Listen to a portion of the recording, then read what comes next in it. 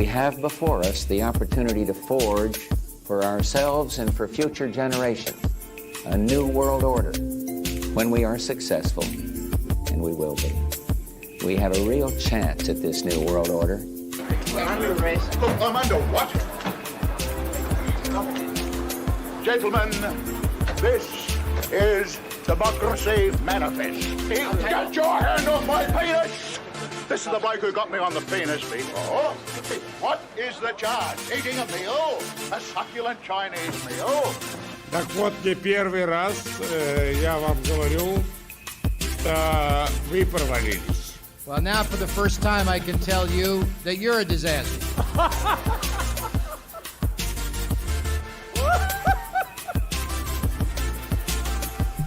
So they said they were walking out the press conference. I said, no, I said, we're not going to give you the $1 billion.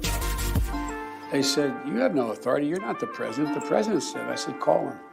If the prosecutor's not fired, you're not getting the money. Well, son of a bitch. Got fired. And we can make sure that the technologies of the fourth industrial revolution are best utilized to provide us with better lives. In short, we need a great reset. I got a new strap-on harness today. I can't wait to put it on you. It will fit my favorite dildo perfectly. You're going to look so hot. I occasionally think how quickly our differences worldwide would vanish if we were facing an alien threat from outside this world. And yet I ask you, is not an alien force already among us?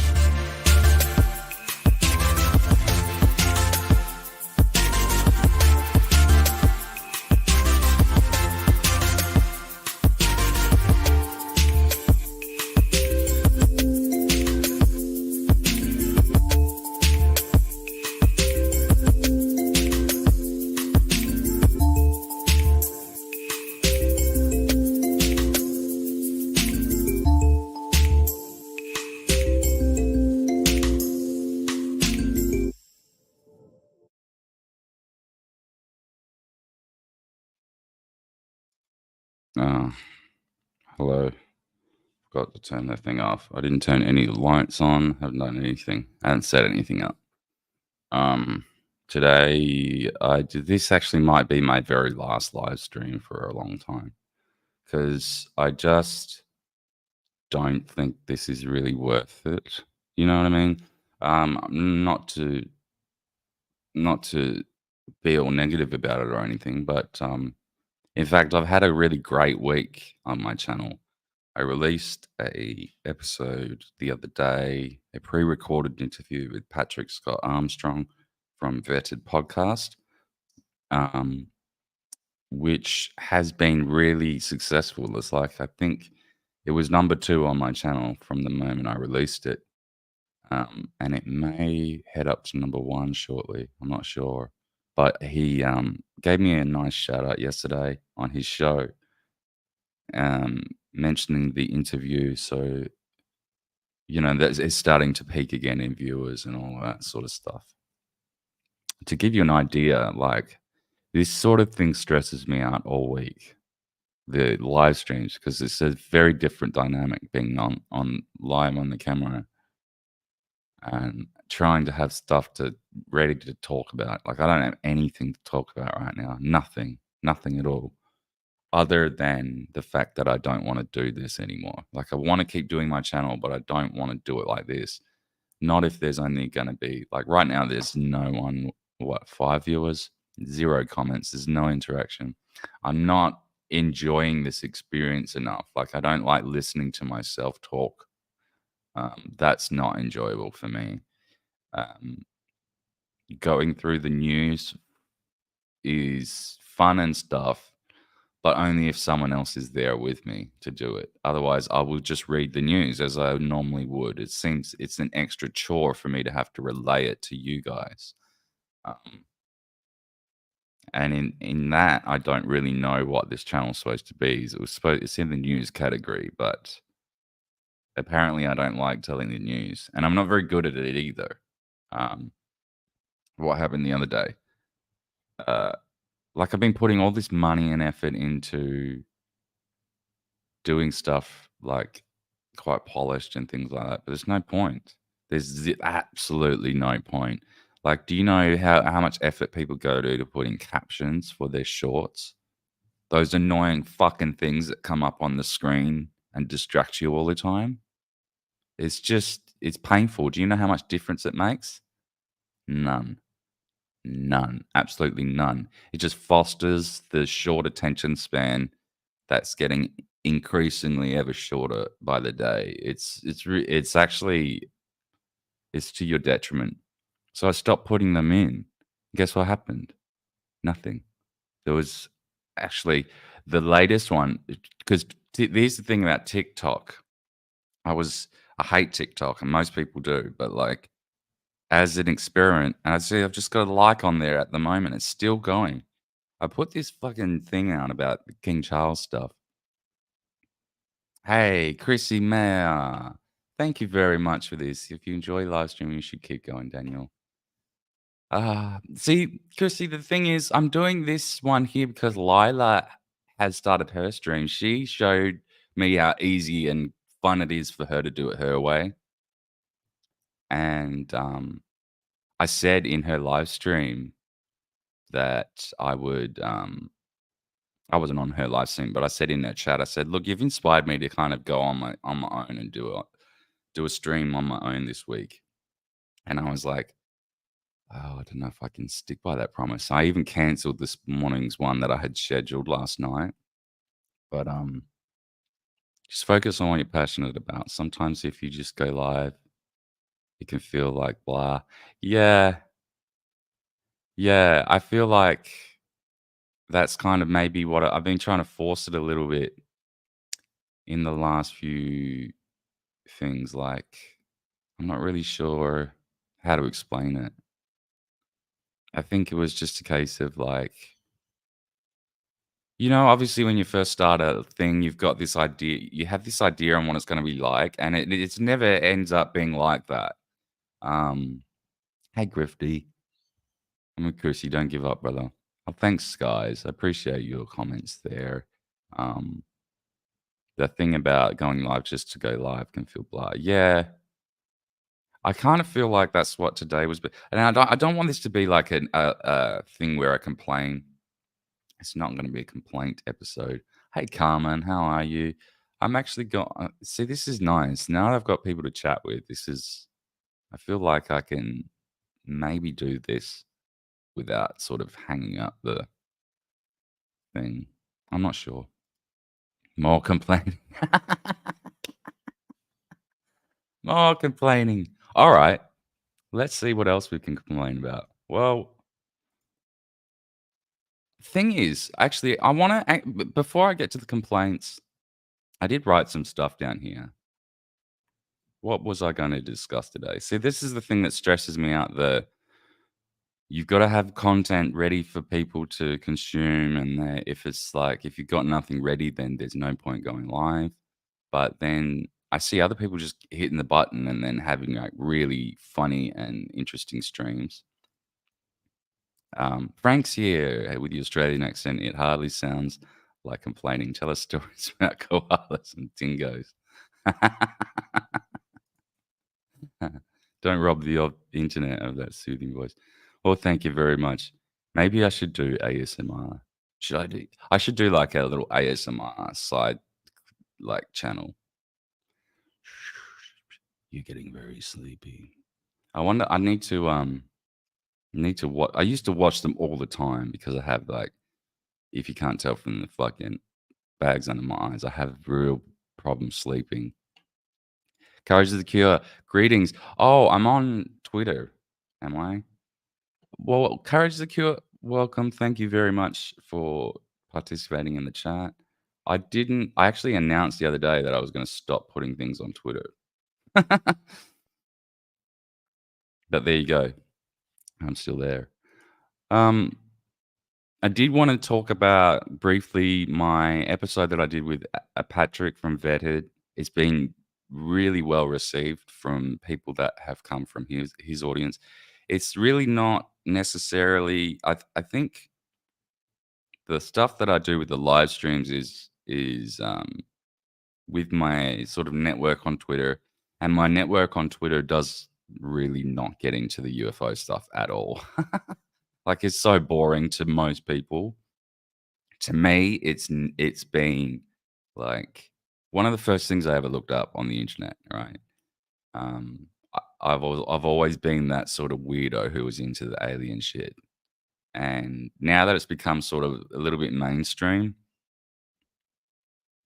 I think I don't know, it irks me a little bit, and it shouldn't be. Like, this should be the best time of my life, right? I should be right in my element. I should be things like it helps have guests on your live streams, even just to shoot the shit. Yeah, it really does. It really does. But this, Frank, this might be good practice for me to just get used to talking to myself, because you can't always rely on having a guest. And I see how well and how like easy Chrissy makes it look. Like she does it so well. When she doesn't have a guest on, she's able to just talk. But she's a comedian, you know, so very, very natural at that. I'm not really the funny guy. I'm not really the. But I had done I've done public speaking before. It's It was, but I think that's a different thing again as well, because you've got like a thing in front of you that you have to read, and it's all cut out for you. So like all you need to do is just sound like be able to read, and that's it. Grifty says, I used to like UFO stuff until the government tried to tell me they're real, and now I know they're fake. Well, Grifty, this is kind of that's sort of a really concise way of putting how I feel into a sentence. Like, because the last person I'm ever wanting to believe is the government, or like an intelligence officer from the government. Imagine that, right? But that's what we've got, and it's I don't know. Yeah, I don't know if they're just because the government's saying that they're real. Does that mean that they're now fake? No, not necessarily. I think it's a case of like what they're telling us is a ruse, like it's BS, and that there's something else behind that door that they're definitely hiding. I think most of us can agree that they're hiding things. Listen, Australians are resilient people, except when it comes to wars with giant birds. Yeah, and the vaccine. Has Sam Tripoli and other UFO people on to talk about UFOs? I do follow Sam Tripoli. I should put out the invitation further into the UFO community. Like I had Patrick from Vetted Podcast on as a pre-recorded interview the other day, and it went so well. Well, that wasn't an earthquake. Sorry, I just bumped my camera. The interview went really well. I enjoyed the conversation so much. Other people enjoyed the conversation. So far, I've picked up nearly like 20 new subscribers from it, which is a lot for me. That guy's just exploding. And the reason is because he does daily content. He does it on the UFO topic, but he doesn't fall for anything. Like he will approach things sensibly, ask pretty much all of the questions that I would be asking, like, or any of he's like, that the whole zeitgeist would be asking, basically. People don't necessarily want to just flat out deny the existence of alien contact, but they also don't want to jump into that bandwagon and say, well, I believed it from the start. Well, I'm one of those people. Like, I want to believe it from the start. But now that the government and intelligence officials are talking about it, I'm just really reluctant to sort of get in that space and say, yes, it's happening. And even one of the things, and I recommend that you go and watch the video that it's featured at the moment at the top of my channel. Patrick says he doesn't want to rob himself of that actual moment when they do come, if they come, when we all find out. I think that was a very good way of putting things. They're hiding lots of shit in Antarctica. Yes, they are, Chrissy. They are definitely hiding stuff in Antarctica. And that's like one of those favorite like bits of landmass for me. Like it's because it's so mysterious, right? Like what was that thing? in 2017, wasn't there? And I'm sure I'm conflating this, but I know that Buzz Aldrin was out there and he got airlifted, and then there was a big hoo-ha about it. Like there was all this talk about it. But then there was another time when there was like all these dignitaries went out there. I feel like it was around about the same time. I tried looking this up the other day and I couldn't find anything on it. So this could just be like a Mandela effect or something. But I swear it was like Aldrin, Obama even, but according to the internet, Obama's never been out there. Heaps of different dignitaries, and it was like this sort of secretive, unannounced thing. They went to Antarctica and then just came back, and then we never heard anything from it. I can't find anything on the internet. So that could be fake news, just giving you a warning there. But does anyone else remember that? Am I just making that shit up in my head? Courage the Cure. Ta-da, look over there. It's aliens, distractions from truth. Well, see, I've been saying that for the last, ever since David Grusch came out the other, like in, what was it, June last year? Something like that. And I guess people are I think people are sick of hearing me say that because I've been saying it over and over and over again. This is a distraction. This is a psyop.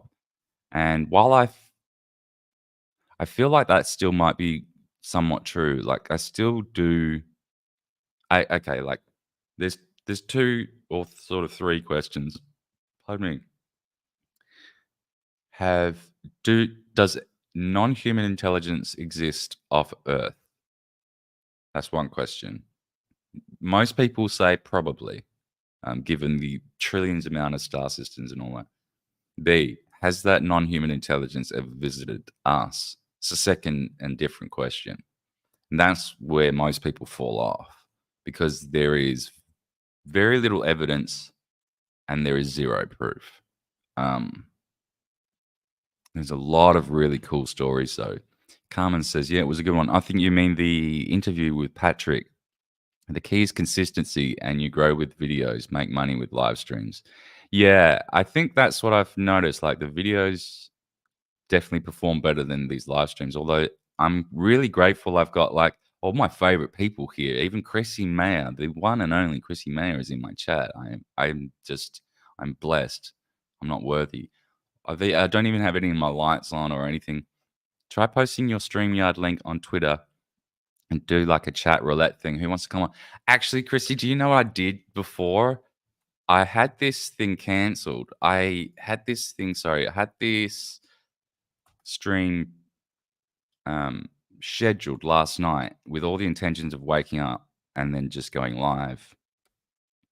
And in the chat, I had put in the invite link. If anyone wanted to come on, I had it in the chat. So you've reminded me just to put a new invite link back in the chat. So it is in the chat if that comes through. I'm not sure if it actually did that come through. So it went to Facebook, YouTube, and Twitch. Not in the chat on Twitter. Yeah, I don't think it worked. Like Twitter is gay like that. Let me put it in the Twitter chat. In the Twitter thing. StreamYard. I put it underneath the broadcast in Twitter. How does that? I don't even know how it even works. Can I say it in here?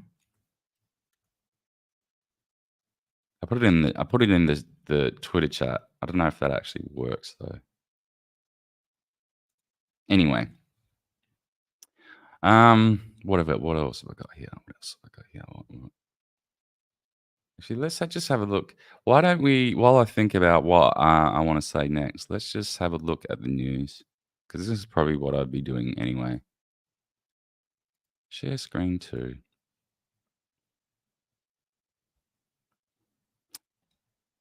Scared wild advice. This is from you, Chrissy. After 30 weeks of being pregnant, the baby is now fully formed inside of the lady's body. And it will soon be time for the birthing. Illustration from the book Story of Life. Chrissy, are you scared? This is coming up soon, huh? I'm really excited for you guys. I'm really, really excited. I'm getting a new phone next week and should be able to do a little more quick hit drop in. Oh, nice. From time to time until I get my office studio finished. Oh, cool. Good one. Yeah, good luck with all that studio stuff, bro. I know it's hard work and it takes a little while, but you'll be really, really pleased once it's all done and your family's growing, just like Chrissy's is. There's a baby sitting up inside me. I know, like sitting up, like is he fully sitting up like this, Chrissy? Like where his legs are inside your legs? Is it that? I kind of feel like this might be a little bit off scale. Like, do you have hollow legs when you're pregnant? Does it work like that?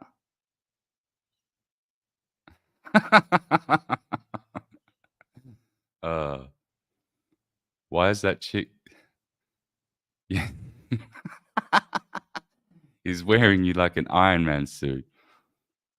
Why is that chick's arms so fucking long? Oh, wow, it is too.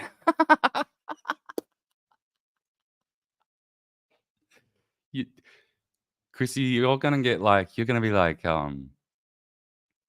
Sydney Watson with these long dangly arms. Look at that. I think that's very funny. The artist's name is Chris Simpsons. He's cute as fuck. So is this supposed to be like serious? Is this supposed to be a serious image then? Like from a actual serious book? Or is it supposed to be nightmare fuel? Because look at hold on, let me do this so I could zoom in on it a bit. Look at the face.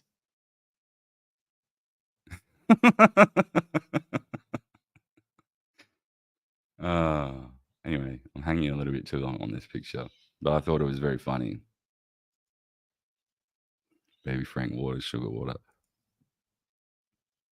Now he does irreverent nightmare. Oh no, what's his name again? Is Chris Simpsons. Should I look that up? Maybe I should. Not on Twitter, mate. Chris. Oops, what the hell? You're going to see my search history. What? Chris Simpsons. Oh no, he does too. So this is like for real, for real. Oh, this guy has real problems then. I see what you're talking about. What does this all mean? Who's the better Australian, Nicole Kidman, Mel Gibson, or Sydney Watson? Well,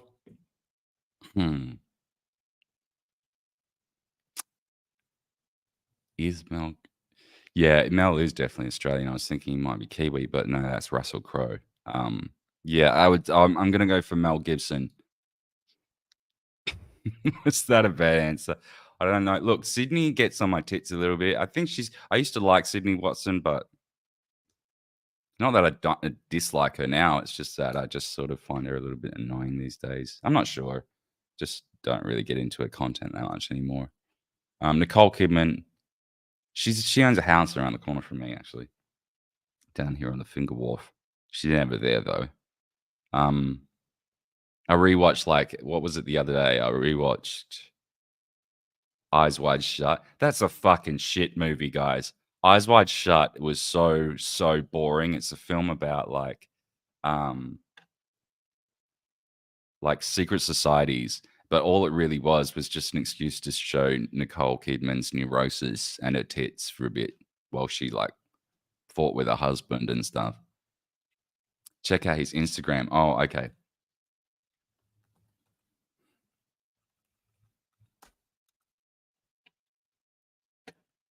Chris Simpsons. Oh, speaking of which, right? This thing I put out on. I was talking about shorts before I get onto this. I was putting out shorts the other day because I'm trying to grow my channel a little bit, and they say shorts is the way to do it. And I put this thing out on the King, and this is the put that as like a thumbnail. The king is dying. Maybe a little bit extreme, maybe a little bit over the top, but he's 75 and he's got cancer, right? And it's apparently not prostate cancer and so easily treatable, like everyone was arguing with me. This one got like how many views? Got like 31 on Instagram. On YouTube, it got like 25. Check out what happened because I've been complaining about TikTok lately because I've been doing as like a little experiment. I opened a TikTok account and look at how many views this one thing. It's got even more than what I fucking looked. So I've been getting shadow banned for ages. Like I started putting out UFO stuff, Trump stuff that you think, hey, I've got someone here with me. Hey, front porch conservative, how are you, my friend? I'm good. How are you, Mr. Clancy? I'm very, very well. Thank you for joining. Yeah, I'm grateful to have Frank Pellegrino dropped something on Twitter. Said, "Hey, Clancy's out there looking for people to stop by." I thought, all right, I'll bite on it. Let's see what he's got to say. Well, right now I'm just complaining about TikTok. It's really nothing of substance today. I had like what I usually do, Brian, is I will get. First of all, let's we're not showing any name tags. Why is that the case? I don't show know. Name tags. Oh, do you know why? Because I'm showing a chat at the moment. That's right. Front Porch Conservative. Welcome at the Front Porch One on Twitter. Please follow the Front Porch Conservative on YouTube, Twitter, wherever you can find him. I will put a link in the description below. Now that you have joined me and graced us with your presence, usually what I do, Brian, is like get stuff together. Like you're very good at doing this. You're like a great orator. You put things out like that are newsworthy, and you don't fumble stuff, and you're quite watchable. Like it's just like a news report. You know what I mean? Like it's enjoyable content. There's no like, what's this guy talking about? He shouldn't be talking about this stuff. With me, I don't know what my lane is yet, except for just talking trash about trending news on Twitter. And I'm still not sure how valuable that is for an audience yet. Today, I sort of woke up late and I had planned like the thumbnail and the title of this episode is Let's Just Wing It. Because I thought in the past, I've been getting all these links together and I've been really lucky to have awesome guests. I've had a number of them are in the chat today. I've got Chrissy Mayer, the one and only. I've had Carmen Struder. I've had Carmen Struder here. I've had Grifty. I even had Mike Harlow, a bunch of people, and I've got heaps more people in mind to invite for future episodes. Cool.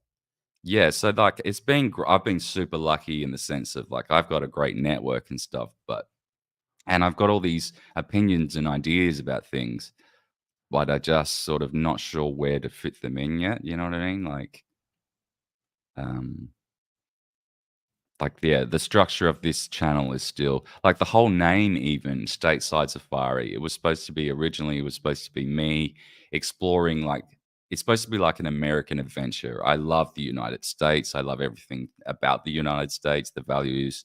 The people have the spirit within the people. It might sound a little bit wanky, but I really resonate with it. I wish I was born there, actually. I'd love to move there one day. All right, we'd love to have you, man.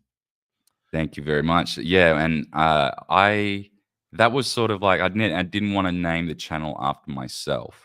I didn't want it just to be like the Daniel Clancy show or something like that. It probably will end up just being that eventually. But I wanted to give it a name that just wasn't just generic like that. You know what I mean? Mm-hmm. So as a placeholder, I started with Stateside Safari. It was supposed to sort of symbolize this American adventure. But so far my content, it's a good idea, but it hasn't really come into fruition yet. Like I haven't really done the whole, well, I'm an Australian checking out typical American stuff and comparing it with my own way of life sort of thing. I haven't really done any of that, which is maybe what people are kind of expecting when they first see that idea, right? You know, I'm not sure. I don't even know what I'm saying. How's your day been? Oh gosh, it's been interesting. Normally I do a front porch. God. Thanks, Frank. Appreciate it.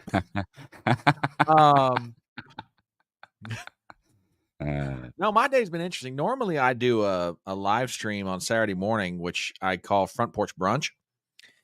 And this week for me, from a news standpoint, has just been insane. You know, the Chinese have a curse that says, "May you live in interesting times." I don't know if they can get it. What I shouldn't say what I'm about to say. I don't know if it can get any more interesting because after this week, I don't know what the heck's going to happen next. But what You what can happened? swear, say whatever on this channel. Don't worry about that. Oh, hot damn! That's fantastic. I like being around people that don't give a shit. No, normally I do my live stream on Saturday morning, and the way I do it, because I work a normal 9 to 5 job, is I'll come home on a Friday evening, and throughout the week I will have figured out a way to curate stuff so that I can just pull it up quick. Yada yada. Well, obviously, one of the biggest things that happened this week, if not the biggest, was the Tucker Carlson Vladimir Putin interview. I had that in my notes, but I was like, I don't know what to say about it. So I'm so grateful you're here. I'm so glad you're here, actually, because it was in my notes. Well, anyway, I had not had a chance to watch the interview yet as of Friday evening because when it dropped, I was running around doing errands for my work and also errands personally.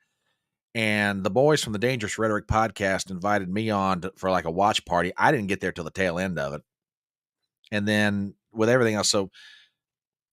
And Friday evening was just disastrous for me because I was getting interrupted seven ways from Sunday.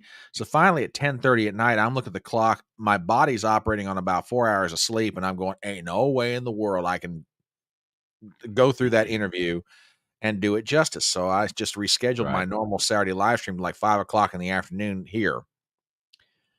I spent, and I'm not complaining about this, I'm not saying it to brag, I spent from about 11 o'clock in the morning till about 4:30 in the afternoon just watching that interview and clipping stuff. And normally, Front Porch Brunch is a review of big items in the news and then lesser little items. I just told everybody, like, I'm pulling an audible and we're just doing this. We're just doing the Tucker interview.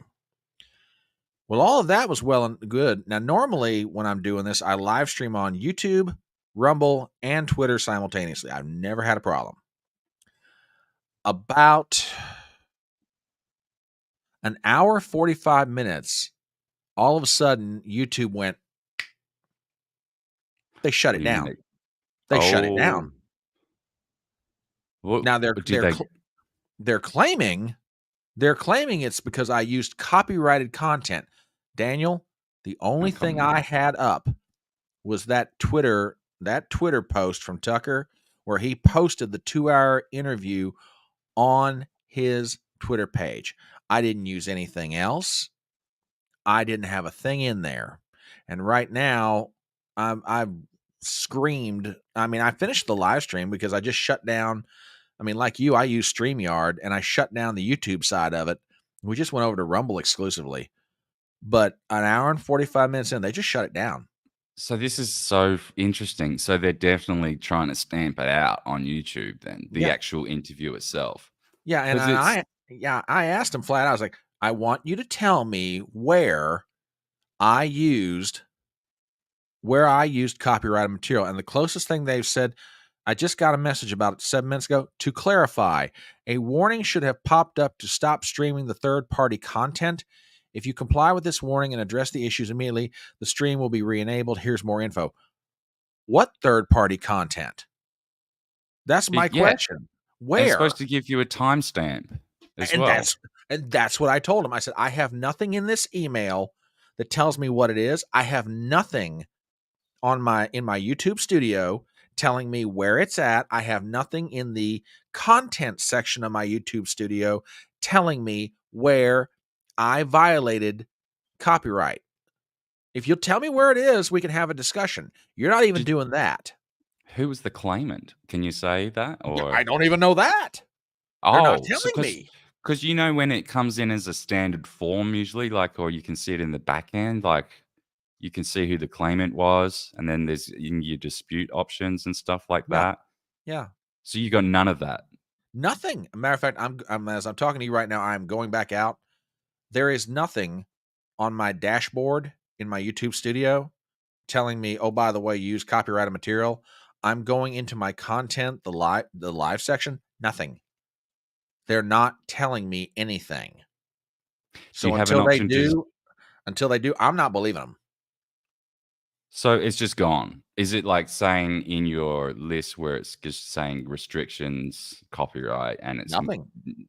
There is nothing there. So strange. I mean, YouTube is up to all sorts of different games when they can't neatly fit things into their terms of service. They'll try and find something vague, give you a non-answer until they find something concrete that they can get you with. It's kind of, I don't know. It's frustrating because Alphabet has the capital to keep this thing as the leader. Like, I don't know how Rumble is going to take the spot. I'd really like for them to, but it's a case of like most. If you took 1,000 people out of a crowd, probably 800 of them have YouTube, and about 40 have Rumble, and about 10 Absolutely. have both. Yeah. So yeah, it's interesting. Although it is true to say that if by going to Rumble, you're picking up a new audience, you're picking up a different audience that wouldn't otherwise be on YouTube.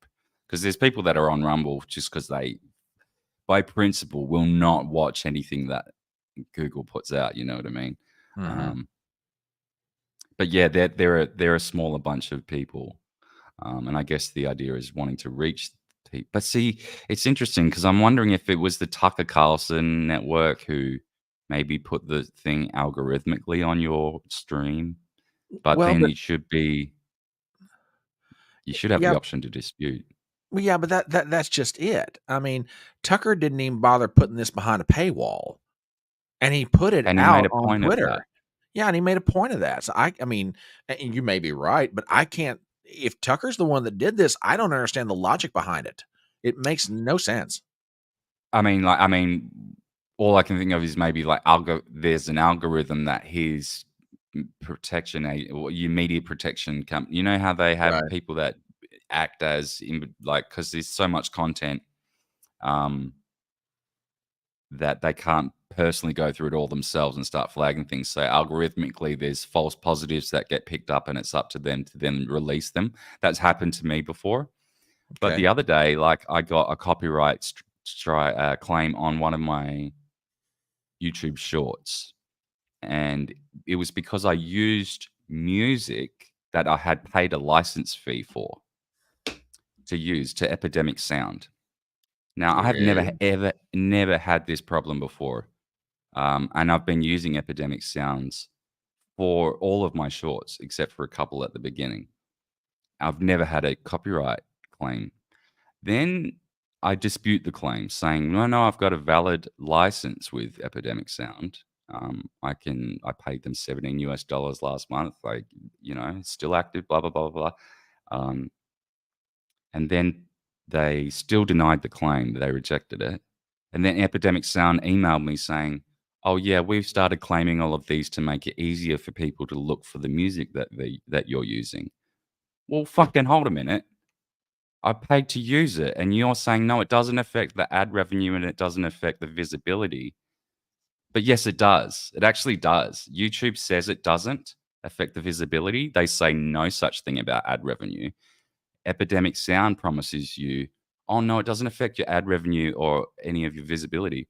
Well, I'm telling you, it does definitely affect the visibility because that exact same video on YouTube, it got like 20 views. And for a short, that's nothing. On TikTok, as an experiment, I put it on TikTok, 117.3 thousand views so far and still going. Like it's not a non-performing video, you know what I mean? And I've had other shorts that go like 500, 1,500, 2,500. That's about what you would expect from a short because they flog that. They really push it in the algorithm because they're trying to they want to take that space away from TikTok. But yeah, that's what I was just going through before, like looking. It was, and I did it with clickbait, because the thing with TikTok, Ryan, is that they don't like you putting up anything that is newsworthy, sort of slightly educational. See, they didn't mind me putting up this UFO thing. They started to get annoyed with the Trump stuff, the Supreme Court stuff, when I started putting that up. For example, Tim Pool is completely banned off TikTok, and I've already received a strike and a warning. Hunter Biden flees Congress. That one they let go for about 800, then they stopped it. The jellyfish UFO. This contained Alex Jones' voice in there saying, Germans are going to go to World War III with Russia and all this stuff. And so I had a clip of that in there. And so they struck me for that one. Then I complained about it, saying TikTok decided my very basic, accurate, vanilla summary of a widely reported news story is misinformation. So they removed it, gave me a strike, and now refused to process my appeal. They did actually later process the appeal, and they denied it. But then coming along here, DeSantis drops out. Those 32, like 30 of them are me from my other account, and the other 2 are probably just people that drifted in from this one. So political, Nikki Haley dropped out. I put a lot of work into these. Now, we all know Nikki Haley as someone who will like really editing say anything that is expedient. So the little cute music and the little cross frames. There's a lot of effort that goes into these things. Yeah. I stopped putting in the captions because it was too much work for such little output. Now, most of these by default go up on my YouTube Shorts. It's to grab the audience in and get some subscribers. It does sometimes work, and I'm getting into the low 1,000. Well, I put out this thing on the King the other day, King Charles, something that I'm really not focused on or interested in that much. But I thought, look, it didn't perform on YouTube. I think they're suppressing it. Let's see how it goes on TikTok, because it's so gossipy. It's real gossipy. And look at all these old women. He looks like the guy from Clockwork Orange that aged really bad. I mean, go back on that picture. Does he not look like Malcolm McDowell from Clockwork Orange? Seriously. How do I go back? I don't know. Don't let me. Buckingham Palace. Aaron, stop right there. Look at that. He looks like the guy from Clockwork Orange, except he's aged 50 years or some stuff. I mean, look at that creepy looking dude. I'm kind of really fascinated by all of the American attention on this, actually, because usually it's really not in the book. It's not in the news at all, but it's sort of been even the one that I did on YouTube, the longer form one I did on YouTube. Let's have a look. That was my top performing video. Really? It was my top performing video. 1.7 thousand views. It's nearly got more views than my original Eliza Blue video got. Wow. And look at you should see the facing. This is the thumbnail I used for that one. This really upset the old people. That really, really upset them. Because look, it's clickbait, right? I'm toying with the thumbnails. He is an old man. It's true to say that he is dying. So am I. So is everyone. And he's just been given a major cancer diagnosis, right? Sure. He's a royal. He could live for another 30 years. He probably will. Will he be king? Everybody knows the royals are lizard people anyway, and they're probably drinking, adrenochrome by the gallon. I mean, of course he's going to live another 30 years. What do you expect? Right. Exactly. His mother and that. I realize this is your channel and your stream, but I got to ask you a question. Go ahead. I want your opinion on something. Your King Charles now, but for Mr. Filthy. Filthy, what up, bro? What's going on? I saw this link online, so I clicked it, and here I am. This is turning into a great stream. I'm so glad I did that. Thank you, Chris and Frank, for putting those. I hope you got beer and chips down there, because man, this thing's gonna turn into a party real quick. Oh, I wish. I've got a cigarette though.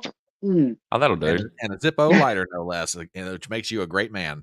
Oh yeah, you can hear that beautiful sound. So here's my question, Daniel. I mean, you're Charles, okay, and for the better part, I mean, how old is King Charles now? Was he like 75? Okay. So for the better part of Very young. 73 years of your life, you were a prince. Okay. Mm. And now you have, let's just assume for a moment that he's very humble and never wanted to be king, but now you have it. Okay. And you just get a cancer diagnosis at 75 years old.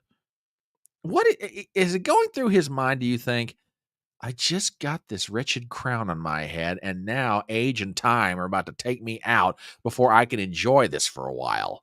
I mean, you got to wonder what's going through. I mean, don't get me wrong. I'm not trying to dismiss the fact that the man has cancer, and it's very serious. And, you know, his sons are probably very concerned, and understandably so, and his wife, Camilla.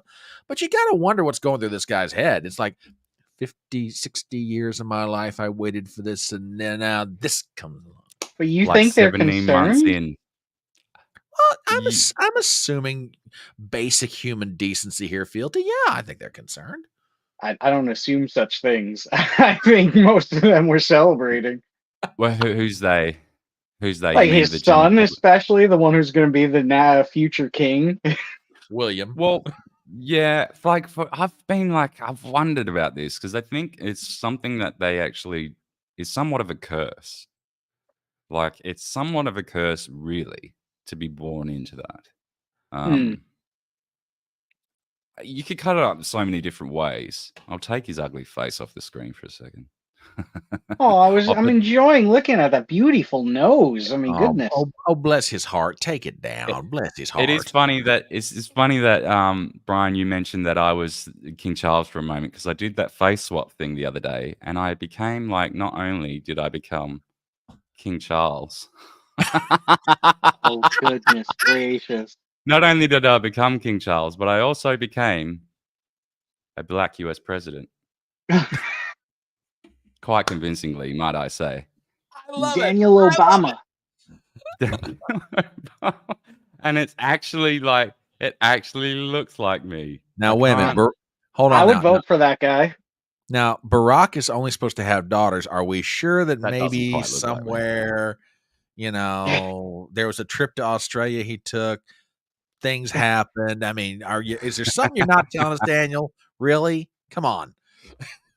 Are you the real one and true son? I'm not allowed to speak on it. It's one of secrecy. If I say something, you know, there'll be like Men in Black swooping through the window. I think we need to 23andMe you and both their fake daughters. Just saying. Just saying. We're all from Kenya. Anyway. I mean, there's not one picture of Michelle Obama pregnant, just saying. Isn't there? Try and look for one. Oh, challenge. Let's see. Let's see. Okay, I've tried to look once, but didn't really do a hardcore. Okay, chat. While Daniel's looking for this, help the host out. If you can go out on Google or wherever you're searching and find a picture of a pregnant Michelle Obama, drop it in chat. Let's hear it. Maybe I should take it off the screen while I look for it in case something like dodgy pops up. Because there was this. That's a good idea. Fealty, you got Rosie O'Donnell for an avatar. What the hell with you, man? I thought you had standards. Jeez. I'm a strong, beautiful woman. Yeah, this talks like a truck. Check out. I found one, Fealty. You're wrong. Look at this. Okay. Yeah, that looks real. No, there's no AI art involved in that one. No, not at all. Well, the fact that these are floating around like that sort of tells me that this is like a thing, that there is no actual video. What the fuck? It doesn't even look like a real human. Looks like something out of Mad Magazine, for God's sake. Jeez. Yeah, at least like fake. once a month, I'll look up the video of Michelle dancing on Ellen with the mic pack in the pants. She's got so many mic packs in her pants. Yeah, I mean, you've worked in audio engineering. I've worked in audio engineering. I've never seen a cylindrical mic pack in my life. Just saying, just throwing it out there. Just saying. Unless Filthy, she what? has a Shure SM58 microphone in her pants. That's the only type of mic that's going down there. Those little. I could Yeah, say I know something what so you mean. wrong right now. I could just say something so wrong right now. I Do it. am You're on the right channel. no. I'm trying to keep it family friendly here. Yeah, I don't we're give a fuck. circumnavigating. We're circumnavigating like around mic pack. Oh Okay. goodness me. Just now. Okay, now I have another question Yeah, for you, please. Daniel, as since you are a member of the Commonwealth. Well, no, I mean, strictly speaking, King Yeah, Charles no, it's does true. rule Australia. He You does, know, and I mentioned that several times in my videos. Yeah. I mean, you guys can, have your phony elections and think you've got real government down there, but no, the reality is you're ruled by the King of Exactly. England. Right, You and I know, bond with Canadians over it. exactly. I mean, all y'all fake countries out there got to hang together, feel good about yourselves. Exactly. No, I mean, You said it. so I mean, what exactly? I mean, is it just reached the point where, and I'm not now here I am being somewhat serious. Has it kind of reached the point now where Australia has done its own thing politically for so many years? Commonwealth is kind of like, okay, we got to claim these British guys, but really we don't have that much to do with them. I mean, Charles likes to sit on the throne, think he's got some kind of reign over us, and it's like, live with your delusions. We're going to go do our own thing and drink beer and be happy. It feels really like at this point it is very much just ceremonial like that. Like there is, I think a lot of the thing is like Queen Elizabeth really loved Australia. Charles actually went to high school here for a little while. He hated it. Yeah, in Geelong. Why did he hate it? Because it's the Australian outback. Geelong. Geelong's not really the outback tabletop high school. Geelong's in outer skirts of Melbourne, but he in his diaries he just didn't like. I think he called us savages and stuff like that because we are a little bit savage, and it's a very different environment. We're not Ponzi like yes, like the fucking royal family. I can imagine he would have got rinsed quite a bit for being just a Ponce. Was he royal at that time though? Like, or didn't he marry into it? No, he's the Queen's son. Yeah, he is born into. He's not adopted. He is born into the House of Windsor. Yeah. Well, I'm going to say something ignorant. I thought he was married to the Queen. I'm sorry. No, it's the other way around. So he's actually the monarch. If it was the other way around, you'd have a similar situation as what we previously had with Queen Elizabeth, because Queen Elizabeth was never supposed to be the monarch. Her uncle died. Sorry, her father. Edward the Sixth, I believe it was. Yeah. So her father died, but her uncle, who was supposed to be king, abdicated, so he could marry an American woman. Oh, that's right. That was pre-World War II. Yeah. Yeah. So he pulled a Harry. Correct. And his brother had to step in, and when he died, they had no male heirs, so it went to Princess Elizabeth, and that's how, she became the monarch. And her husband, Philip Mountbatten, rather than being the king, he was the prince, the Duke of fucking Wellington or whatever it was. But because she was the monarch, he wasn't the king.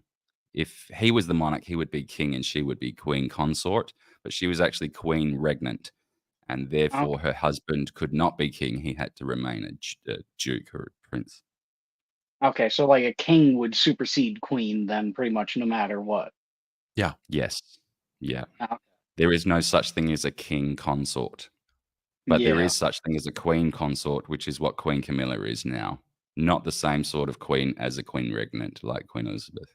Wait a second. Is she queen consort or queen concubine? Because let's remember how she and Charles got hooked up, y'all. I mean, let's not be sweeping that little factoid under the rug. I mean, there was some he-ing and she-ing going on when he was still married to Diana. Thank you very much. I mean, right, but they were both playing away. Wait, the current king was the one who was married to Diana? Correct. You got it. Who died in 1997, August 31st, 1997. I remember that day vividly. It was like one of those. Do you remember the day, Brian? I do. I was out on a date that night. We had just stopped off at a bar for a nightcap, and there's a TV above the bar, and it's coming across the chyron on the bottom of the screen that Diana was dead. And by that point, we were both like several sheets in, and it's like, oh my God, Diana's dead. It's one of those things that stopped the planet. Yeah, it did. It really did. I mean, everywhere all over the world, when the news broke, it was like, it was just, you didn't know how to take it. Yeah. I was 12 when that happened. I mean, I remember kind of knowing of it, but I didn't really know anything about who the people were. I remember seeing her on TV, though. She was always cool. Beautiful woman. Absolutely beautiful. Yeah. Well, that's why it's also really shocking by who she was married to. I mean, like, that's a golly. Right. Let's just be a little bit crude and compare them. A little? Why so little? Are you going to pull this up? Oh, golly. I mean, now look at that. I mean, there's age difference here. Let's be fair. Yeah, that's true. That is true. Let's go back. Yeah, here we go. This is not working out well for what? Yes, I'm a human. He got denied. He's human. Human. See, look, never been a stunner. However, Lady Diana, the most photograph. Oh, this is a great one. This is the perfect one. Because Lady Diana, because the thing is, she broke protocol by wearing this black dress. And it was a rebellious move to wear the black dress, because the only time you were supposed to do that was at certain engagements, namely funerals, state function, and other places where you would like to appear as being a slut, where you were approved to do that. How usually dare there's you? no press. Usually private functions where there's no royal press to sort of get in the way. You can wear what you want and dress up as a Nazi as a costume, like Prince Harry did. All that sort of stuff. Because they will, doesn't matter really. It doesn't matter. People dress up as Nazis all the time as costumes, but when a royal does it, it's big news. Remember that? Oh yeah, I remember that one. Absolutely, I do. He got roasted for it.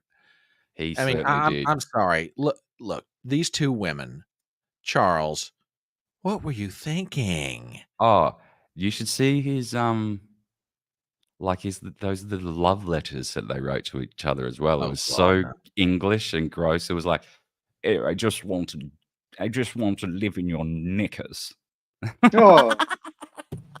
How untoward. He used the word knickers. Oh my word, I feel faint. What did he say? It was to be sent back as a fucking... He wants to die and come back as a pair of knickers, or as her pair of knickers, or something stupid like that. I don't know. Something ridiculous. Something really, really odd.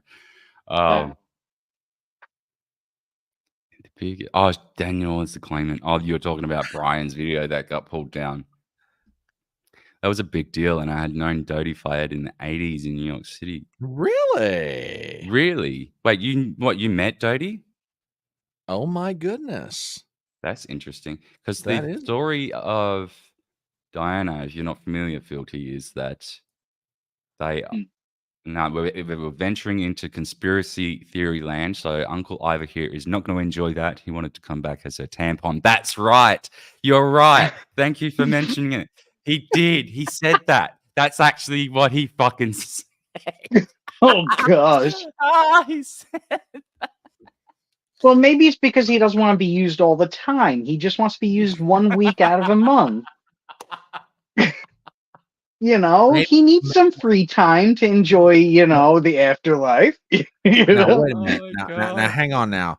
He only wants to be used 1 week out of the month, or he's only capable of being used 1 week out of the month? There is a big difference. Yeah, I'd say that. The latter, probably. Thank you for reminding us all. He literally did say those words. And I think there's audio recordings of it. I think there's audio recordings of it. In fact, I might try and find that in a second. Thank you for that, Ivor. Carmen says, my roommate model dated him. Dodie Fayed. Oh, wow. Ooh, He was very kind. Wait, who is Dodie Fayed? So Dodi Fayed was the son of Muhammad Al Fayed, who was a billionaire and the owner of the major store in the United Kingdom called Harrods. And the royal family was very much against his wealth and influence. I could go into it forever, but like they're a Muslim family, and the Diana was having basically an affair with his son Dodi, who was also in the car with her and the driver Henri Paul on the night of her death. So he died with her, or in that. murdering. Right, and I'm not saying any definites. Right. Well, that's the story, is that because she was basically having an affair with him, and then the divorce happened, and the divorce happened in '96, I think, and Yeah, I then believe that's shortly right. after, yeah, and then in August 31st, 1997 was the day she died In So- Paris. In Paris, yeah, and they try to blame it on Henri Paul, the driver, being drunk, but there's just no evidence that he was drunk at all anywhere. In fact, all the evidence points to the opposite of that. Well, perchance was Hillary Clinton in the area? Now, I just didn't wait, get Hillary laugh as hold well. on. You're not saying that Diana was committed arkancide, are you? Right. So because the thought was that she was pregnant with a Muslim baby, and that may, in some way, affect the lineage to the throne and stuff like that. Even though she was already divorced, and I don't really get it. I don't fully understand the conspiracy theory in that regard, but that is the thought that that Ivor says Diana was yachting. Yeah, well, she was. That's when they got her. That's when they took all those photos with her and Dodi, the paparazzi. The other thing about how she passed, which makes it all very suspicious. I mean, at the time, Diana was one of the most photographed women in the world, and it would be nothing for her to be chased by paparazzi. I mean, even though she and Dodi would take extraordinary measures to try to have some kind of a normal life, cameras followed her everywhere. Well, on the night she died, she and Dodi got into a car. Henri Paul was driving it. Paparazzi's chasing them. They're flashing cameras. Everybody's driving faster. Everybody's driving faster. They go into a tunnel in Paris. There's interestingly, no cameras. And all of a sudden, Diana's car crashes into a wall, kills everybody, all three of them instantly. What was the tunnel pont? There's something I'll just say. Paris tunnel. Yeah, it was. Here it is. Yeah, it was a bad wreck, and she was injured very, very badly. Yeah. Yeah, but they did a recreation of it, did they? The Crown. How fucking tacky. I bet they did an awful job too. Probably. Oh, that's not the real wreck? No, but it looks a lot like it. It's the same car and everything. I was confused for a moment, because I'm like, how did I get that footage of it? Because the real wreck is, you only saw the aftermath of it. It was not good. Yeah, I kind of remember seeing it on like the news and stuff when it happened. I'm going to see if I can find that. I'm just going to pull that thing for a second. See, I'm on delay. I'm watching from my computer screen instead of the phone. All right. I'm going to just quickly see, what was it? Charles Camilla Secret. Oh, the movie recordings. Great movie. A lot of people don't like it. Where is the? I want to. Oh, you want to hear the tampon line? Yeah. I can't. Where is it? My love, I would love to die and come back as your tampon. I will soak up all of the monthly fluids. Well, here it says, I don't know if this actually got, because I swear I've heard it before, but it might have been a recreation. Call. Yeah, it was a telephone call, and I swear it was recorded. That's also known as Tampon Gate, a 6-minute. Okay. This is Kelly, going to be a sometimes the world is surreal. I didn't know this. Sometimes. This is going to. Sometimes. Yeah, true.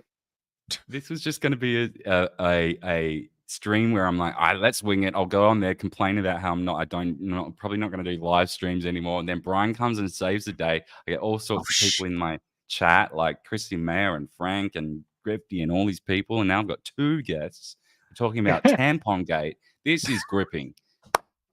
Also, yeah, I mean, I saw the link on Twitter. Frank posted the link on Twitter, and I was like, "Yeah, I'll go click that." Yeah, that's what I said. I mean, Frank put it out there, and I'm like, "Oh, what the hell? Let's just see where this rabbit hole takes us." Yeah, but we still don't know yet. Actually, to be fair, that's the best kind of stream, man. All right, I'm getting the only thing we need now is Gino Biscani to just show up out of nowhere, and then it's like, that'd be amazing. I would. Do you know what? That would be incredible. And if Keanu showed up as well, she would just the whole thing would be a riot. So Tampon Gate, a 6-minute telephone call between Charles and Camilla, was released by the Sunday Mirror in January 1993. The call reportedly took place in 1989 when both parties were married to other people. Now, I really would like an actual audio clip of this. But who would have recorded that though? In 1989, I mean, recording technology in '89. I mean, you just had Walkmans at that time, so to even record a call. Yeah, but these are royals. So, like, if there was ever technology that was capable of doing such a thing, it was for that purpose. Mm-hmm, mm-hmm. You know what I mean? Like for high societies and like leaders and dignitaries and stuff like that. Like, Richard Nixon. But here's my question. I mean, not that I'm like Rico Suave when it comes to the ladies or anything, but for the love of God, I'd like to think I can think of something better to say to a woman than, I want to be the tampon that just, I'm like, really? This is the best you've got, you British simp? That's all? I was like, yeah. It's pretty. What exactly is? Hold on, where is this 1970? Fucking loser! I don't want to hear you talking about it. No one wants to hear you talking about it. We want to hear it. Camilla Gate audio. It was only a matter of time before the tabloids printed what's been circulating in private. I thought you were going to say tampon. He said tabloids. You can't print audio. Where's the fucking... Did you hear that? I did. I was very shocked. The full transcript of an alleged conversation between the Prince of Wales and Camilla Parker Bowles. So I think I must be imagining the audio, or it must be a recreation, because it sounds like there was only ever a transcript. Well, it could be like a Berenstain Bears thing where they, fired up the Super Hadron Collider and changed reality. So it technically might have happened, but it just got changed. Yeah, like a full-on Mandela effect thing. Well, yeah. What was the actual? She looked drunk in that still. What's she did. that? She looked like she was in the bag. Go back to They that all image. are. Well, no, go back to that image of Diana in the YouTube clip. Hang on. Where was it? She looked like she was half in the bag. Yeah, right there. Does she not look drunk? I'm serious. We've got Buck Skinnerd. Welcome. I'm not sure we're familiar with who you are yet, are we? Or is this a... Who are you? And who are you? And how'd you get in my live stream? Well, I put the thing out there. So, welcome, Buck Skinnerd. Are you like doing those creepy noises on purpose? You sound a bit like Darth Vader, man. Or let me try this again. Welcome, Buck Skinnerd. How are you today? Good. Okay. Oh, good. Yeah, we got somewhere. How are you? Where are you calling from? Where are you? My mic was on. We got you now. How you doing? Where are you coming from? Are you in the United States?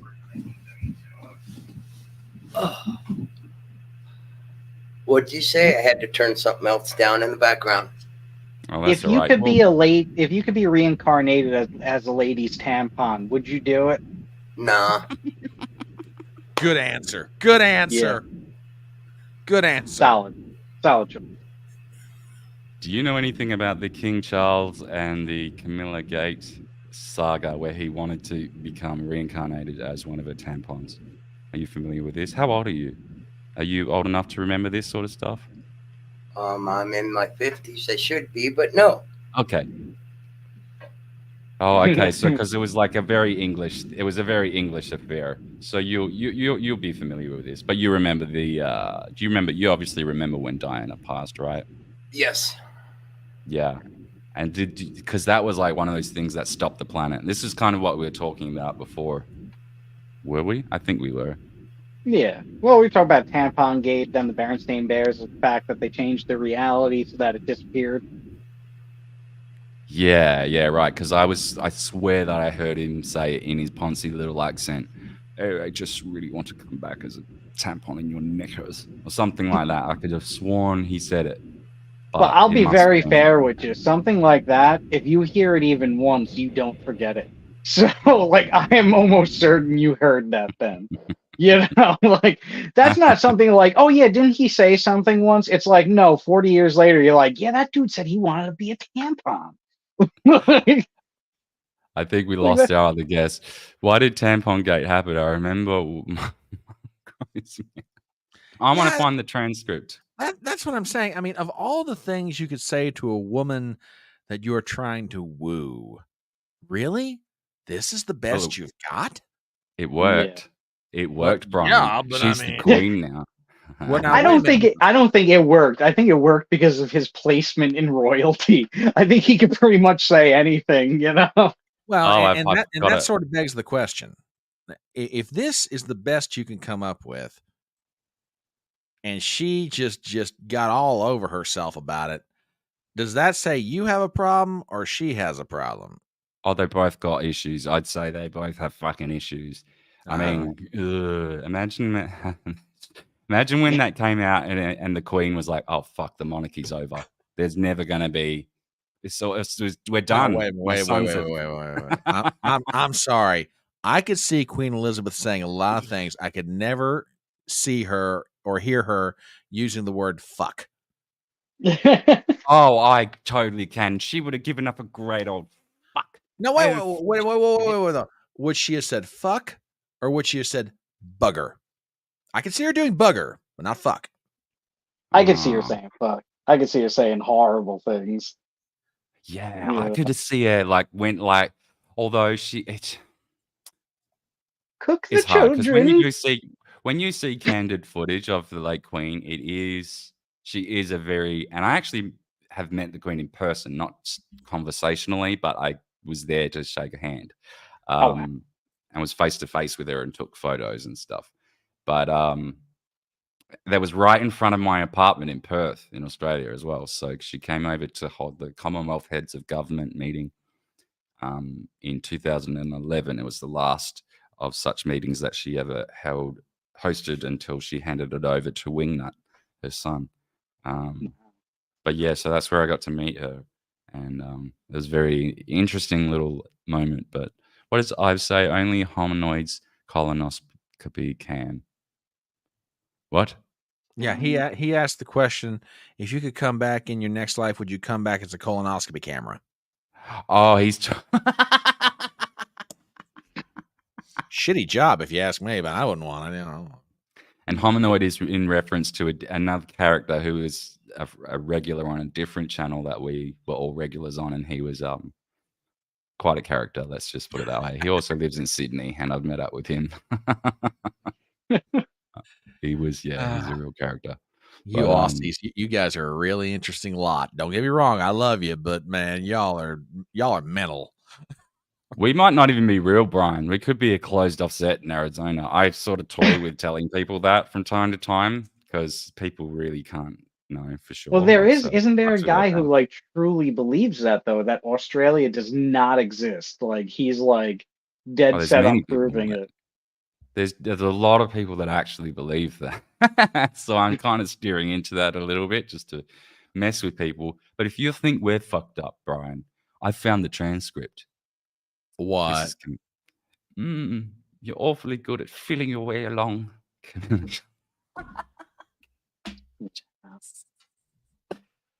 Oh, stop. Dear God. Oh, stop. I want to feel my way along you. All over, what is it? All over you and up and down you and in and out.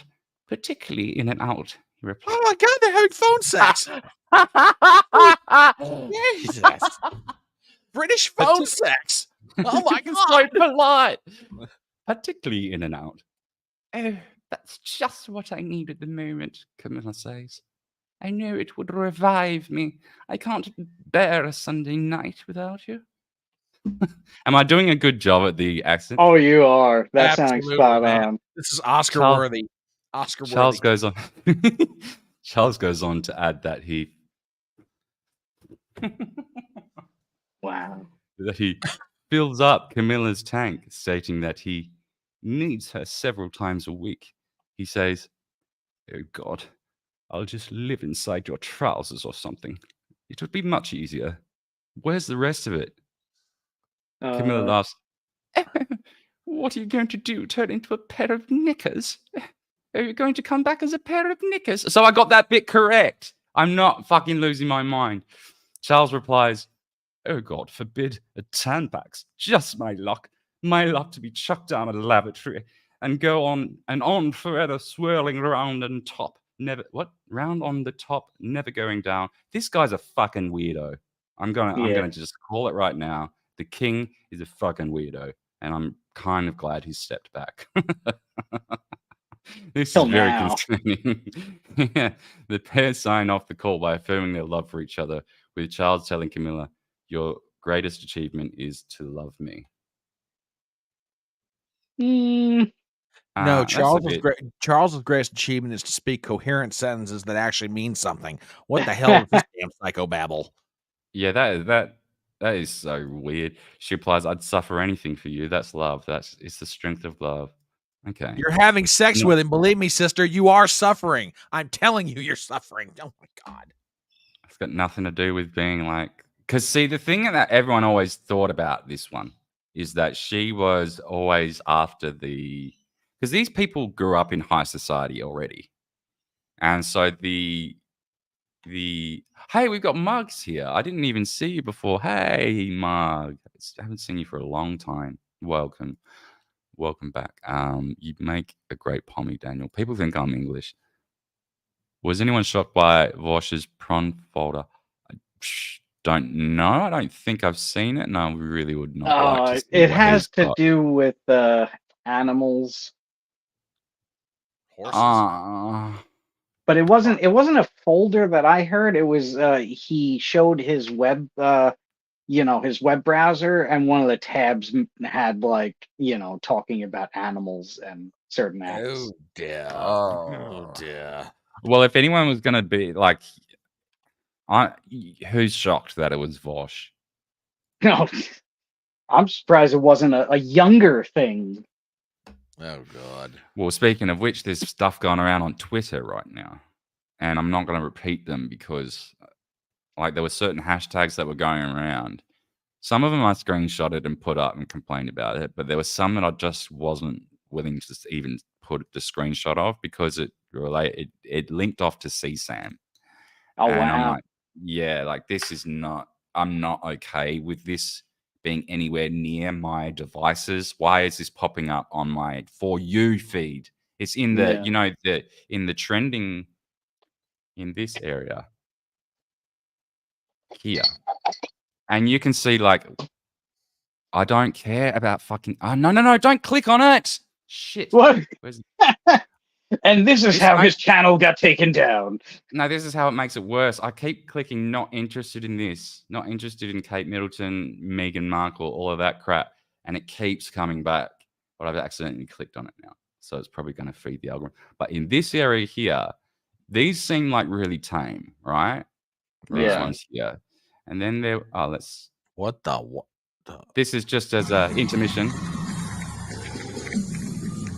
That's where all your tax money's going, guys. So Yeah. Shut up. You never seen that one before? No, I've never seen that one before. What about the peen on the piano? The what? He plays a piano with his peen. Oh, I haven't seen that. I've seen Oh, yeah. him. I've seen him dancing around like a showgirl. So there was these like wank chat. Oh, Vosh, is this why he was trending? Okay. But yeah, so they have Wang Chat, Dick Rate, all sorts of weird stuff coming up, sexting. But there were other ones that were like, and even some of this would link off to, because I didn't want to dive into them, but you just one click on it, you could tell like this is sus. This stuff is sus. Yeah. Niet. Mug says niet. Нет. Да. Что случилось? Ничего. Show fake mug. And that's why she's saying no. What? Oh, sad Uncle Ivor. Anyway, so this was going around, and then like I complained to support, and guess like they won't respond. Oh yeah, no. They won't respond to anything, even if you're banned for over a year. There is no support at Twitter. Look, I was like, there are currently a number alongside these tags I've reported that keep showing up, including oh shit, I've shown it now. Anyway, there were concerning words in there that led to really awful stuff, and they're ignoring me. They're fucking ignoring me. Of course. And I'm feeling like, oh shit, I feel like Eliza Blue over here. Yeah. Oh gosh, she still has me banned. I hate her. Does she have? What? I think Just she's out of still got me blocked curiosity. as well. Just out of curiosity, and I know I'm opening up Pandora's box with this. What exactly ahead. is Eliza Blue up to these days? I don't know. Let's just have a quick look. Well, she still posts from time to time. Looks like she's trying to kind of like, dip her toes in here and there. Oh, look at that! You're blocked. This is my Stateside Safari account. So she didn't have this one blocked. She posts about a car. She's getting like, so for 250,000 followers, she gets about the same engagement as I do. Oh, a little bit more. This one's got 7, 6. They're in the single digits. I think most of her following is bots at this point. Okay. Or 'Cause people remember, who she are was just put waiting out. for her to say something crazy again. She did kind of come out. What was Chrissy talked about it, I think, like 2 or 3 weeks ago. Yeah, I Where saw she that clip. doubled down on everything, where she was saying like how people lied about her and stuff, and so completely doubling down. Here it is. Yeah. Actually, it's right here in front of me. Oh, nice. You want Elon to take time out of his busy day and explain for you in crayon what is clearly in the TOS. Okay, so she's biting back at something. I wish people like Ian and Elon would explain. Who's he talking about? Ian would explain their motivations, mistakes, and history when confronted with irrefutable evidence, particularly Elon with the whole Eliza Blue scandal. Thank you, Bastion, whoever you are. So she just goes and reposts this thing, that TOS, which don't really apply to her privacy takedowns of all these different fucking public videos. A big part of not that. even privacy takedowns. My takedown literally does not even list a rule broken. So it wasn't even like she reported it or it was reported and in the system, because the system would auto-generate in the suspension like what the rule break was. It would have to be entered. So whoever did that had back-end access and was just like, yeah, suspended, no rule needed. Well, what was happening was Nikosi was doing all of the stuff on her behalf. Oh, really? Yeah, so that's how they so swiftly managed to get it removed from every platform, because it was Nikosi acting on. But on I her thought behalf. it was for Twitter. I thought it was what's her name? Ella G. Irwin was like her. That was the link. but that was the trust and safety leader inside Twitter. But the group Nikosi was doing the takedown applications on behalf of Eliza Blue. Okay, so they were like the that's how it- spamming, kind of like spam enough for the algorithm they're or like AI to do. because they're like a trusted flagger sort of thing. You know how they've got trusted Yeah. flaggers on different. So they performed that task for her, so that it was just done easily with no questions asked. And because you just don't argue back with a group of lawyers. It's just how it goes because they make your life difficult. Yeah. I still think though with the Twitter thing, I think it was more so Ella or someone inside because, like I said, like the Twitter for thing them was to Ella. report it. Yeah, because for them to Twitter thing report was it, they'd Ella. have to put in why the report, And Twitter is just like, I still to this day, I'm like, Twitter doesn't reply. I could tag support, and it's just like, nah, that's not going to be dealt with. Yeah, I don't think they've ever responded to anyone. I see some replies in there, but in their response section, but they've never replied to anything I've sent them in like the whole 5 years of being on there, 6 years, whatever it is. What I'm is being sent to- Backpage? Yeah, what is Backpage? Backpage, it's kind of like it's a dark web site for you to obtain or purchase illicit things, which does not exclude the visit of a human being to you for certain things. So are you? I think Ivor might be joking then. If that's the Oh case. yeah, he's definitely joking that she's on Backpage.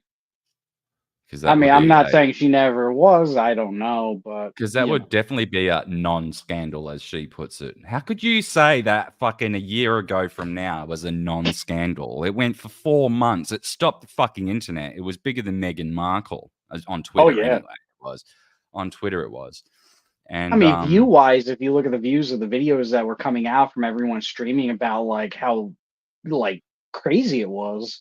I mean, you're talking hundreds of thousands, millions of views. Like, right, I never had put any video content out in my life. I didn't even have a podcast then. I put one video out and I got 1,800 views in the first day. It was pretty. Oh, yeah. So people were definitely. I was on the brink of tears watching your first video. Oh, like sorry. I would like that's. I mean, that's how I found you. Like, you sitting. I think it was in like a staircase, like a white staircase, just over there. Yeah, that's it. I was like listening to it and just how earnest you were about just like the kind of just the let down feeling of just like kind of like the disbelief of like what is happening. Yeah, there was a lot of disbelief, like especially in that because I filmed 3 and like I really only wanted to film 1, and it was supposed to be just in response to like 10 or 15 guys that I was chatting with regularly on another YouTube channel, and actually Mug here is one of those people who was I was close with at the time, and Mug was also very conflicted about the Eliza Blue thing because she was sort of like for a long time I was sort of championing her pursuit in trying to protect things because it seemed like a noble pursuit, and I didn't really go into that mind space of questioning her validity and her story. Well, that's why it was so much worse, right? Like, because it is such a noble pursuit. Like, and for it to possibly be fake, like, right. And like you say, there was a lot of I was very conflicted in that when I was filming that first one. I was very confused on how to feel because I was like, I feel like I should be standing up for her right now, but I can't. Like, I just really can't face with all of this. Like, it's not about me saving face. It's about me actually saying the right thing and doing the right thing. Well, you were just saying truth. Like I mean, in the video, you were not saying anything like of like statements of fact. It was like you kind of trying to understand the situation and how just like none of it made sense to you. Like everything you've been told, everything that's happened, like all of it's like crumbling almost. Like that's why it was so like kind of heart wrenching. Like, wow. Well, was Misty Winston on Chrissy's on Simcast the other day explained pretty much the exact same scenario, and how she had messaged Eliza directly by DM and got back the whole Nicosi response, which I could have the exact same so on my other account. Yeah, which is shocking because people like you and Misty were, I don't want to say like best friends with her, but like friends with her in a way. Yeah. Well, yeah, Like we were on you private weren't. talking terms and shared stuff with her, and it was just like, oh, your whole thing's fake. It's a lie. I see. No. So Like that's yeah, one of the worst kind of one of the worst kind of things you could do to people is just like kind of stand up for something so like needed, so like really in the current day of today, it is so needed. And like mm. for it to be fake, it's just That it was the takes a real. special type of person. Yeah. Yeah, that was the real thing that made me really kind of real angry about it because I'm like, I can never trust anyone in working in this space again now. Like I'm Yeah. gonna be second guessing everyone's fucking abuse story, and that's Yeah. gonna make me the asshole moving forward. But I have to be now. Like Yeah. No, you she did that. do. I mean, it's the same thing with the whole Me Too movement, where it's just so many like Amber Heard and so many other girls that comes out as like, oh yeah, it wasn't exactly true, and it's like you do so much more damage to the help that's needed and so vital, like because like really things are getting so bad, and to do Mm. such damage at a time like this is like really for what gain? She could have just done the work and done the real thing and Right. gotten out of it what she was hoping to get out of. But like, no, it's like I'm just gonna do it fake. She could have also pivoted, like because she could have also pivoted once because she was already getting some attention. She was getting invited to places. She could have Yeah. slowly pivoted towards, well, I'm going to go after porn or something like that, or I'm going to go after, and then slowly work it back from there. And then all of a sudden, she's just completely in the AI space, and all she talks about is the effects of AI on humanity, which seems to be something she's trying to lean into at the moment. Oh, really? But yeah, because there's nothing else to talk about. She's dumb. But That's so sad. It's so sad. Like, but honestly though, if we could take away one good thing from it is it got someone like you to kind of come into the forefront in a way. yeah, there was a You lot of know? people. Grifty here, Grifty, all sorts of people came out, and I got connected with Carmen Studer this way. Yeah, Oh, she's Carmen's stolen great. her. She's been I on my see you, show. Carmen, in the chat all the time in Chrissy's chat. Yeah. I Carmen's really a need to get. sweetheart. Absolute She sweetheart. is.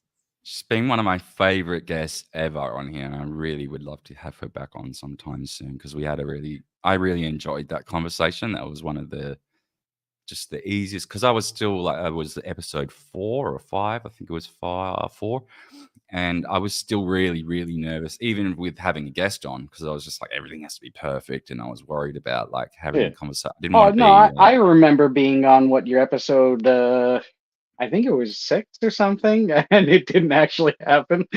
Yeah, that's right. Yeah, it was the one before that, I think. It was, and we ended up canceling it because it didn't. And I got you back on later on.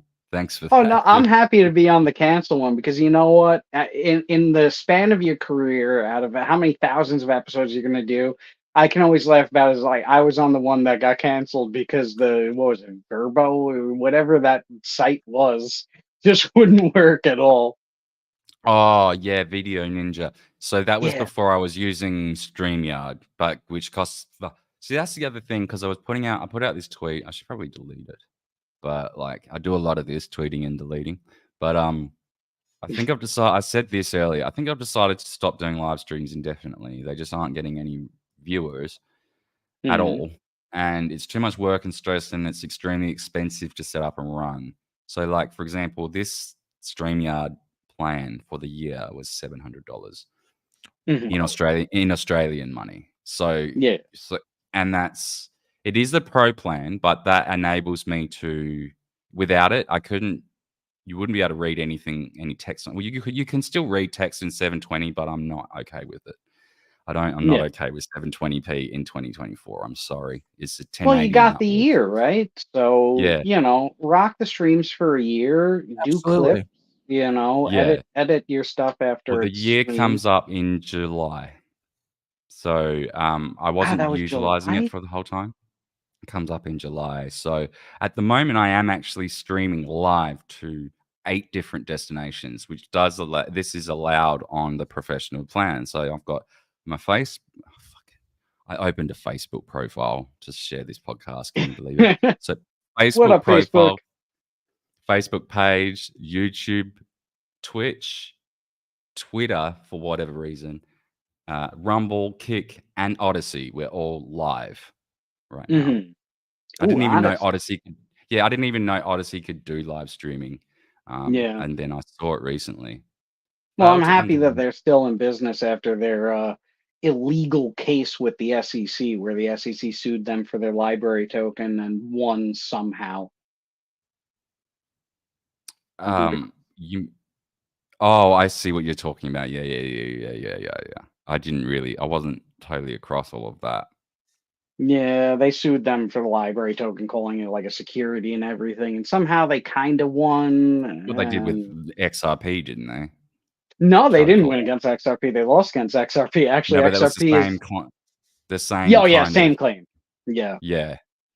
But now XRP is the only cryptocurrency with actual legal clarity stating that it is not a security coming up in a bull market. Just saying, not saying financial advice, but I'm just saying it's the only cryptocurrency with legal standing of stating it is not a security with a coming bull market. Just saying. Yeah. I used to have heaps. You're talking about XRP, right? Yeah. Yeah. Or Ripple, as they otherwise call it. Yeah. Well, Ripple's a company that's It utilizing is, the but XRP people token. will call it. I understand the Yeah. distinction, but most people don't. So, like, we're here. They'll just call it Ripple. Like, I had thousands of Ripple. I didn't have thousands of XRP, although technically I did. I was just like, I have heaps of Ripple, and people knew what I was talking about. That was back Well, you when can it was always like tell when someone bought the coin by what they call it. So if they call it Ripple, that it's like 2018, 2019, right. Well, I'm not a big crypto guy, and I kind of like I got into the active trading for a little bit, but it was just like this is too much for me. Have you ever got into that, Brian? The crypto stuff? No, not really. My only experience with Ripple was on a pier in El Segundo one time, and there's a big brown bag around it. Just saying. You're missing out, my friend. Just saying, you're missing out on the future. It was Trust very me, volatile. I missed. I don't know about the future, but I missed out on a couple of nights after drinking that Ripple. Man, that's bad. No, Well, I'm drinking right now. I'm drinking Taka, a vodka that costs $12 for a lot of it. But how much is in this bottle? A lot. Big bottle. Now wait a minute. You drinking straight vodka? You putting anything in? Oh yeah, I'm just doing shots. I don't have anything to mix it with. I'm on a diet. Oh, you savage! Why can't you put in like a fucking Can't you buy a lemon or something? That would be nice. Yeah, that would actually be like an actual lemon, like an actual lemon. I didn't plan ahead. I don't have to trade. Like I trade crypto every day, so like that's actually like my main career. You'd have to make it a full-time thing. You'd have to yeah, make you can't do it like part-time. I was gonna get out You'd lose for money the new otherwise. year. I was gonna get out for the new year, and I was thinking that with the ETFs coming up for Bitcoin, I was like, I could finally get out. The bull run's coming. I'm gonna sit back and just enjoy. And then the crypto market said we're gonna dip, and now we're gonna go sideways. And I was like, I better accumulate. So now I'm trading every day. Still sucks. I remember the night that when Chrissy, I don't know if it was on a live stream or like a members chat or what, but you guys were drinking shots. And I forget who else was drinking with you. Oh my God. We were Y'all so were just drunk. like, you were putting it down, man. You were just like, we were doing it for super chats every $10 Yes! super chat. Yes, that's what it was. It was super chats. I was like, oh my God. I, honestly, like some of my favorite memories is just hanging out with Chrissy and Frank and all of them. It was really that was from whatever Wednesday where we react to the whatever podcast. Uh-huh. That was I've never been so gone in my life. Oh yeah, you just tanked. You were tanked, man. Absolutely tanked. I mean, the super chats kept coming in. It was like, oh my goodness. What did you think was going to happen? Letting people know, hey, we'll take shots for super chats. Did you not think we were going to try and put you in the bag? I wasn't thinking it was going to be like that, to be honest with you. I mean, I had sake that night. I think I did the whole bottle of sake. Sake, because that kind of creeps up on you, that stuff, doesn't it? Because it feels like you're just sort of Yeah, drinking soft air for a bit. Was it hot it or like really warm? does. It was, I believe it was a warm sake. It was kind of like a milky kind of looking sake. Yeah, You know, because you feel it like you're just really. drinking like fluff and Oh yeah. sweet nothing until it's sort of like, oh, I'm actually kind of hammered. But then again, I mean, not talking poop about my favorite person, Chrissy, but I did not throw up that night. Whereas someone else ended up around the toilet that night. So I was kind of proud of that. But I love Chrissy. She's so great. That's why, I mean, Chrissy is one of the main inspirations for me doing a Absolutely. show. Me She just too. makes it look so fun, enjoyable. She does make it fun and enjoyable. Like her vibe is just fun and enjoy. I can't speak for how she actually finds the experience personally herself, but it looks like she's having a great time.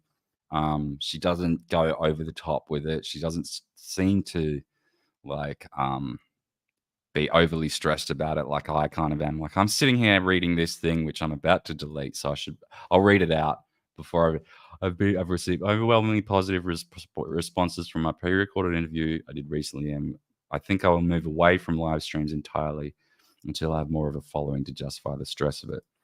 See, now this was my Well, thinking so just what do before. you think is the difference between pre-recorded and live stream for you?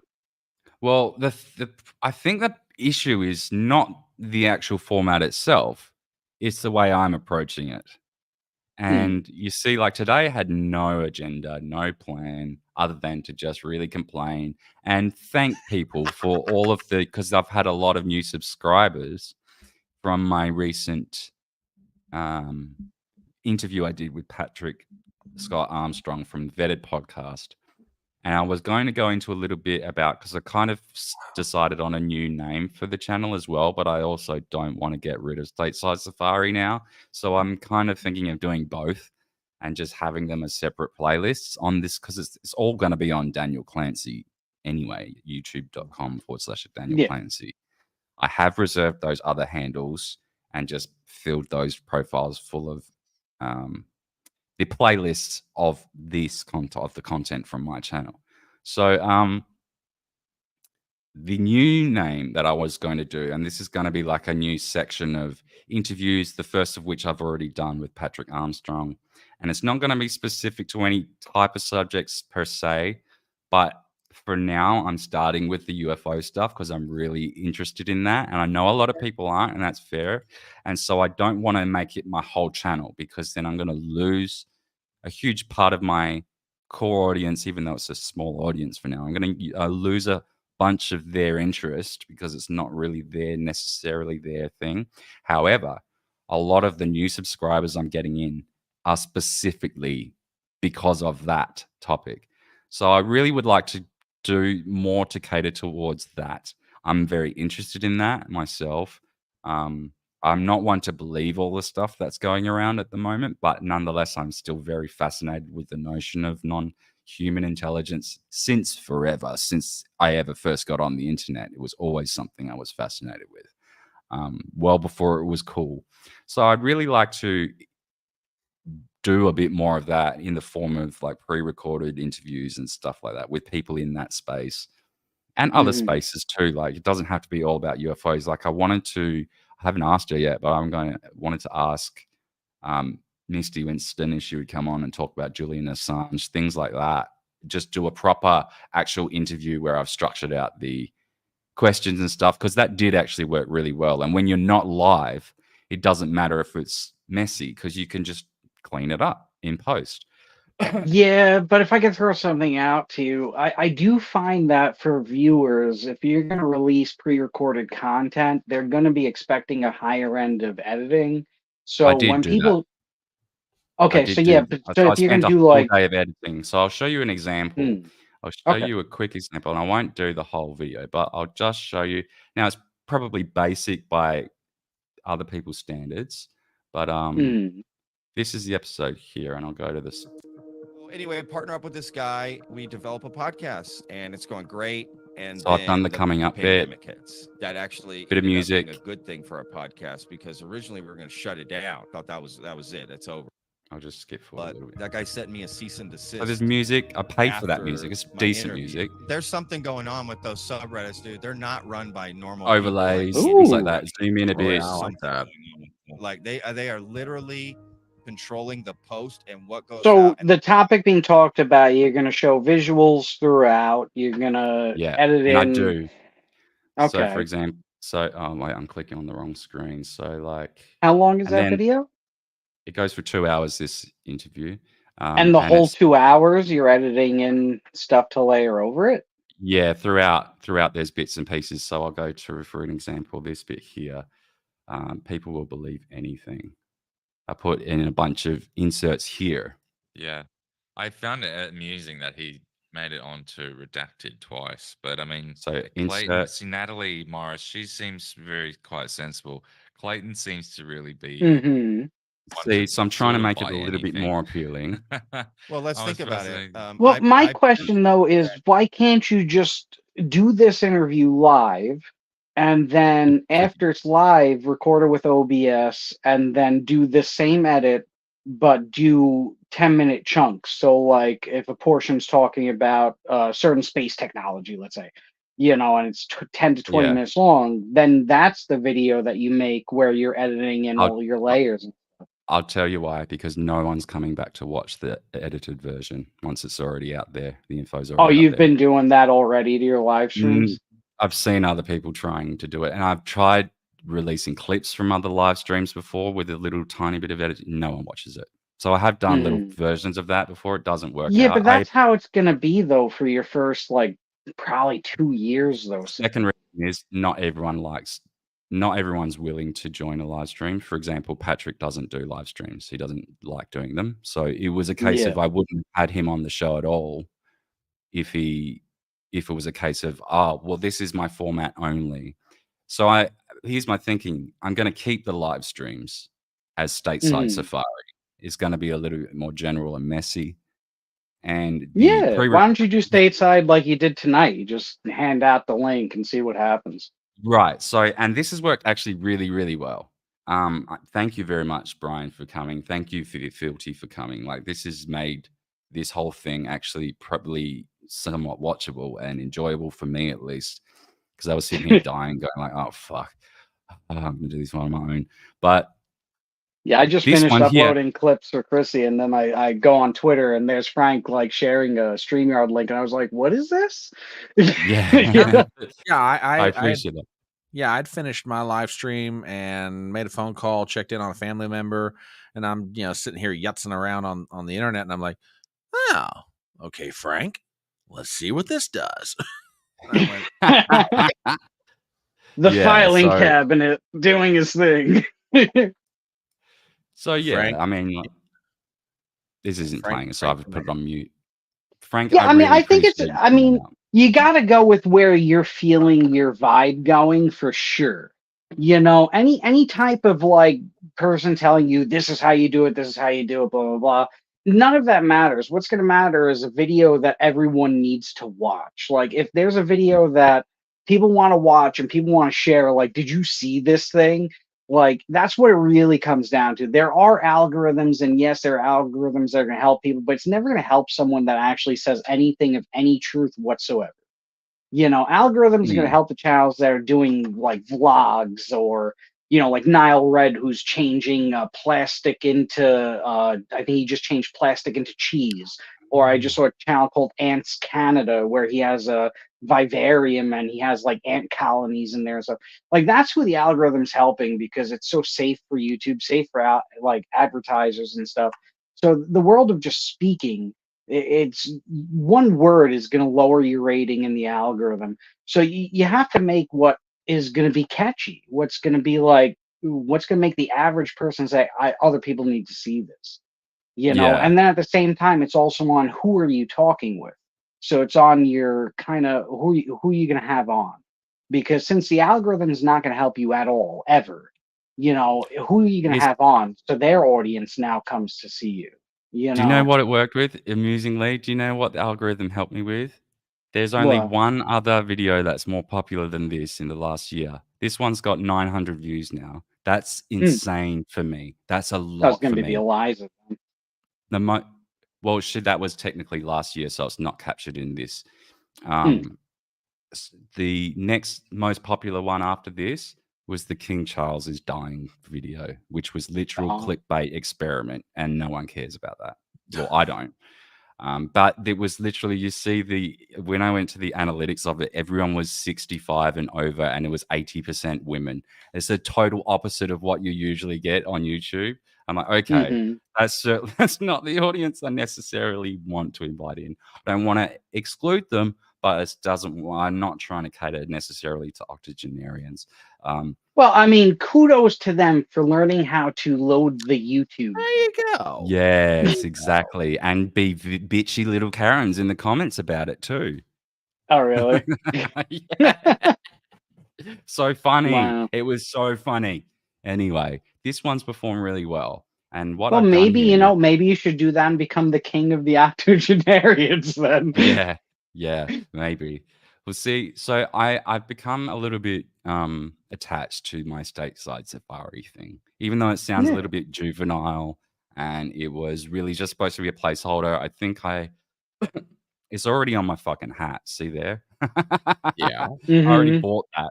So what I've decided to do with these interviews, these separate things, is put it in a separate playlist called The Inverted Times.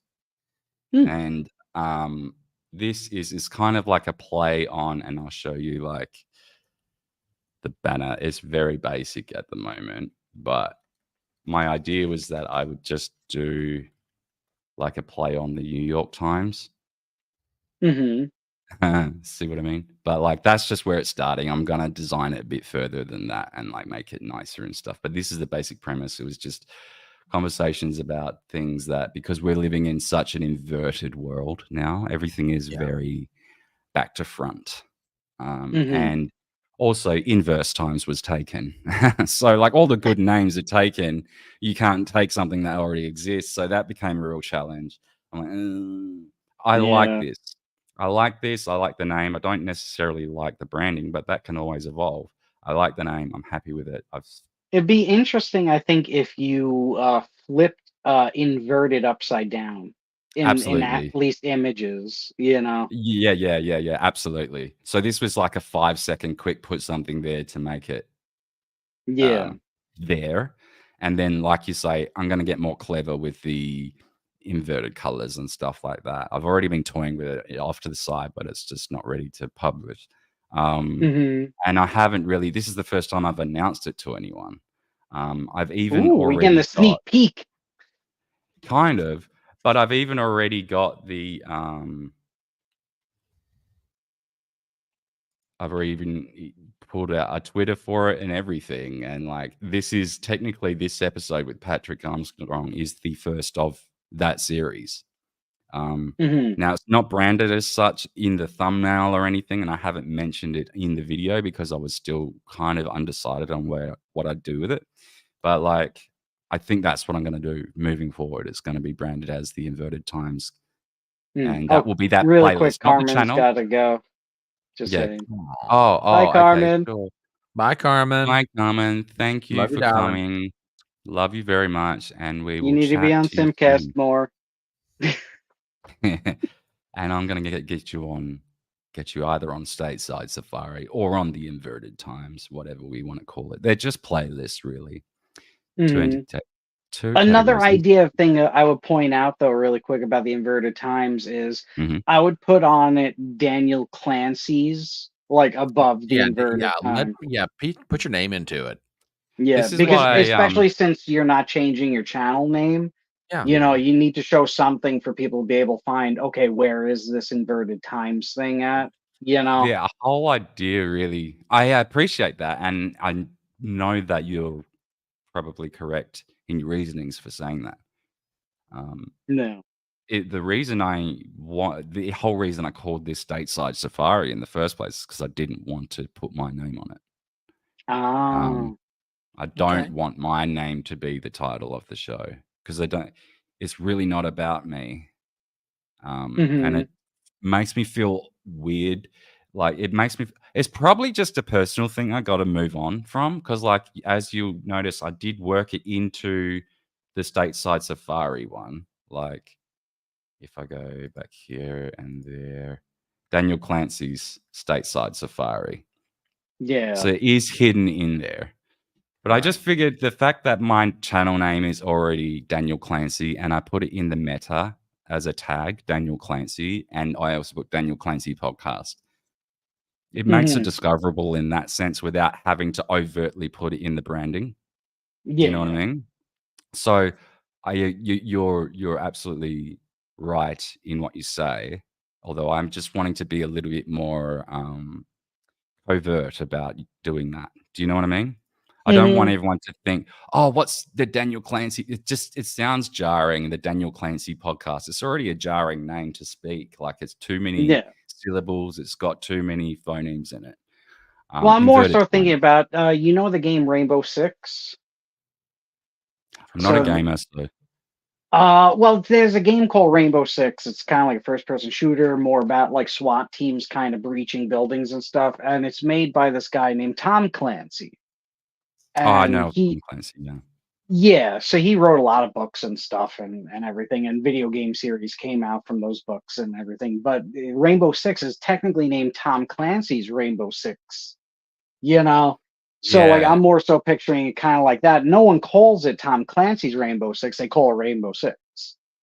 Isn't it the same for like Total Recon or what's that other one he did?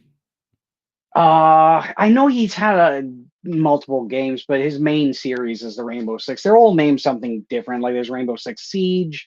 There's all these different Rainbow Sixes, but they're all kind of the same. Yeah. I know what you're talking about. But I definitely hear what you're saying, where it's like kind of like Recon. Because it's different for you. Like with me, with a channel or something, it's the name Fealty. That's not my real name. Whereas with you, it's like that's your name. I fucked up in the beginning and was like, well, I'm never going to do this for a gig. So I might as well my name's already out there. I just put it up as Daniel Clancy. That's my name. So now that I've decided to do a podcast, my name's already out there. So it's like, oh, well, I don't really care. Yeah, but you see how I'm saying? Like Tom Clancy isn't too big. It's above the name, but I'm picturing like Daniel Clancy, like inverted times with the, Daniel Clancy, small above it, Yeah. Kind of like I did with this one. Yeah. Yeah, exactly. Yeah. You know what, Filty? You're fucking right. Yeah. I'm 5 shots in, but I can still make some sense, people. Well, who knows? You might make more sense when you're drunk. Who knows? This is possible. Back in the day, I used to smoke a little bit of a certain something and play World of Warcraft PvP with my cousin, and I got better the more I smoked. So, you never know. It's like some girls I've seen; they get really better looking the more I keep drinking. Just saying, Yeah, you walk in the room and you didn't even notice her, but you walk out of the room with her, and you got the most beautiful lady in the room. Yeah, it's like I walk in, I'm like, she's kind of mid. 5 drinks in, oh my god, you're hot. Also, night, Ivor. Thanks for stopping, Ivor. I think you got a show that's watchable for sure. It's tough. Like I feel bad for everyone starting off, even you, Front Porch. Anyone starting off this day and age, it's really like there's no help for you to be found. Plus, you're also in a very saturated world. See, that's why they say, because it's so saturated, that's why they're saying until you grow larger, the real way to explode is to narrow it down to a niche in the beginning. Now, I can see why that is true for a lot of people, but there are also a lot of channels that don't do that do eventually reach success. And I think it's something about something to do with their size that allows them to be more broad. I think, like, size lets you do whatever you want. That's the thing. Well, see, I've only got Well, I've only got like 200. That's a good point. Yesterday I had like 229. Since Patrick shared his my thing on his channel, I've got like 270 something. How many fucking subscribers? 278 subscribers. That's amazing. I was thinking maybe I'll reach 250 by the end of the year. I gave you sub. I gave you a sub tonight. I gave you a sub over there on your Safari channel. Thank you very much. I've still got like 936 on my old YouTube that I haven't used in years. Well, you're so close to the 1,000. I was over 1,000. I was a monetized YouTuber for a time. Do you know they made it? Oh yeah, I was monetized gaming, for right? years. I had one video that went viral on my Fealty Gaming channel that got over like 300,000 views. Wow, the biggest amount of views I've ever got so far is on TikTok the other day. It was with this stupid King Charles shit. Got 117,000 views. But I'm like, Nice. But it doesn't translate. It doesn't translate over the other platforms. That's the thing that sucks about it. not at all. That same one got 18 views on YouTube. Because do you know why? There is let's go into the fucking studio. Now it says it's just the shorts policy. But look, restrictions, none, shorts policy. Hold on. That doesn't mean none. It says no restriction, dispute rejected. Your shorts visibility is not affected. The copyright protected content detected doesn't affect your short. Well, it does. It just does. Anytime any label is applied here, it takes it out of the algorithm. 30 views for a short compared to 2,500 down here. Like it's not. These ones are all being shadow banned for different reasons. This one has been suffocated. That's the exact same one that got 117,000 over on the other one. Yeah. And then I get a message from Epidemic Sound, the people who I've paid a license to use their content, their music. So I pay them to use their music. This never happened on any of the other shorts that I used it with, their music with. But now all of a sudden they're like, no, this is what we do with our shorts now. We're just going to copyright. So you can't dispute that since it's not. I did, and they rejected it. And if I dispute it again. But so they put that on you because of Epidemic, even though you pay for Epidemic. Yes. See? Wow. Where's the? What does it say? It says dispute rejected. It doesn't. Oh, it says in the email. It was definitely Epidemic Sound, and like I can. I mean, I've got. It doesn't say it on the actual website. It says it only in the email. Yeah, it says it in the email. But they say, see, now if I try and appeal this again, I will get a strike if they say like rejected appeal may result in a copyright strike. Yeah. So I think if you appeal it again, isn't the next stage legal action? Yes, but I'll still receive a strike in the interim. So I emailed them back and I said, look, you've taken away literally any incentive for me to pay you. So I'm not going to use your content anymore. I'm just not going to be a customer of yours anymore. Right. If this is how do you use Epidemic stuff though?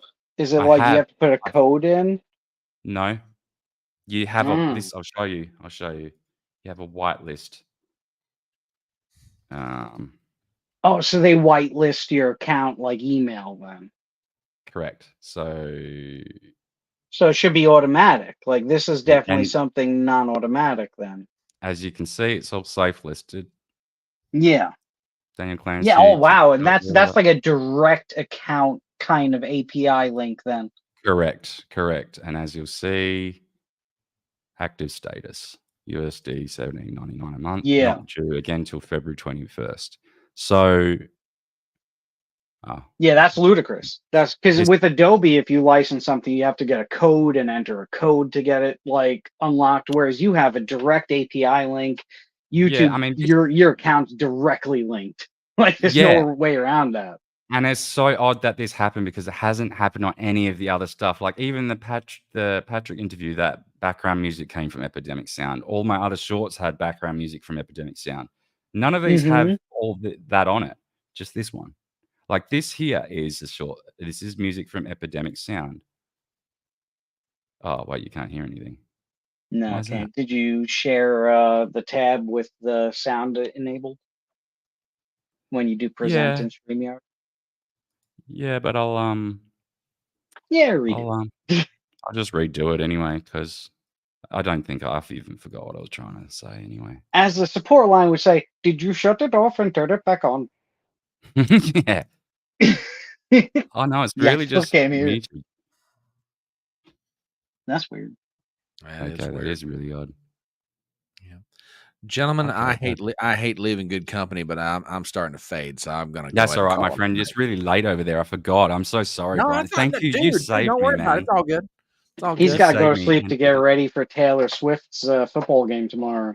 Oh bloody hell! My fucking hair Now, needs to be washed. in honor of this good gentleman here from down under, Fealty, bugger off. I'm not about to. I'm just kidding, man. I'm just kidding, man. I love you. No, honestly, this is the first Super Bowl of my life that I can honestly say I literally don't care. I don't. Oh, I don't gonna want ask the people, Niners what to is win. it again? I don't want the Chiefs to win. I don't care. I'm not interested. The only thing that might even hold my interest is the commercials. That's it. That's Nothing amazing. That's amazing. That's really saying something. Like the videos that are purposely just to sell something is like the only thing holding your attention. Yeah. But it's Wow. become like a entertainment thing, isn't it? Sort of like, let's Well, see how cringe these are. Here's my thing, and Daniel, I'm sorry, I'm going to talk American football for a second before I get out of here. If it had been any other teams than the Bills, if it had been than the Chiefs and the 49ers, I might have an interest in this. Why? Because there's an underdog story that I could appreciate, and I could get my arms wrapped around, and like, yeah, I can root for this team. These guys, I mean, for example, my ideal Super Bowl would have been the Cleveland Browns and the Detroit Lions. So you would take the Browns to the Super Bowl? Absolutely. Absolutely. If it had been the Bills and the Lions, I could have handled that. If the Lions had not choked and they made it, I could have rooted for the Lions. I was all the way there. I have no interest whatsoever in two teams with more Super Bowls between them than you can put the rings on two hands. It's like, why? No competition. There's no, what's not even the competition factor? These guys have won Super Bowls before. Boring. Yeah. There's nothing that says, You want an underdog. I want to root for these guys, Yeah, I see what you're saying. I don't need to know who you're talking about to understand what that's about. Yeah. You just want the underdog to rise. Yeah. I mean, that's like why that's a good story. That's how movies work. That's how Yeah. It broke my heart when the Detroit Lions lost to the 49ers, and now the 49ers are in the Super Bowl. But if the Lions would have made it, I'd have been I was on the bandwagon anyway, but I'd been on the bandwagon even harder. So now it's like, just give me the commercials. I don't care. I really don't care. You gotta admit though, it is a little weird though, this whole like Taylor Swift weird kind of, is it a psyops thing going on? Like, it is weird. I will make you a prediction right now. If the 49ers win this Super Bowl, Taylor Swift will be to the Chiefs what Yoko Ono was to the Beatles. Everyone will, I will die on this hill. I will die on this hill. They're going to blame her. She's going to become the 21st century version of Yoko Ono to the Beatles. You watch and see if I'm not right. If they, she'll just shake it off. She'll shake it off, Again, bugger off.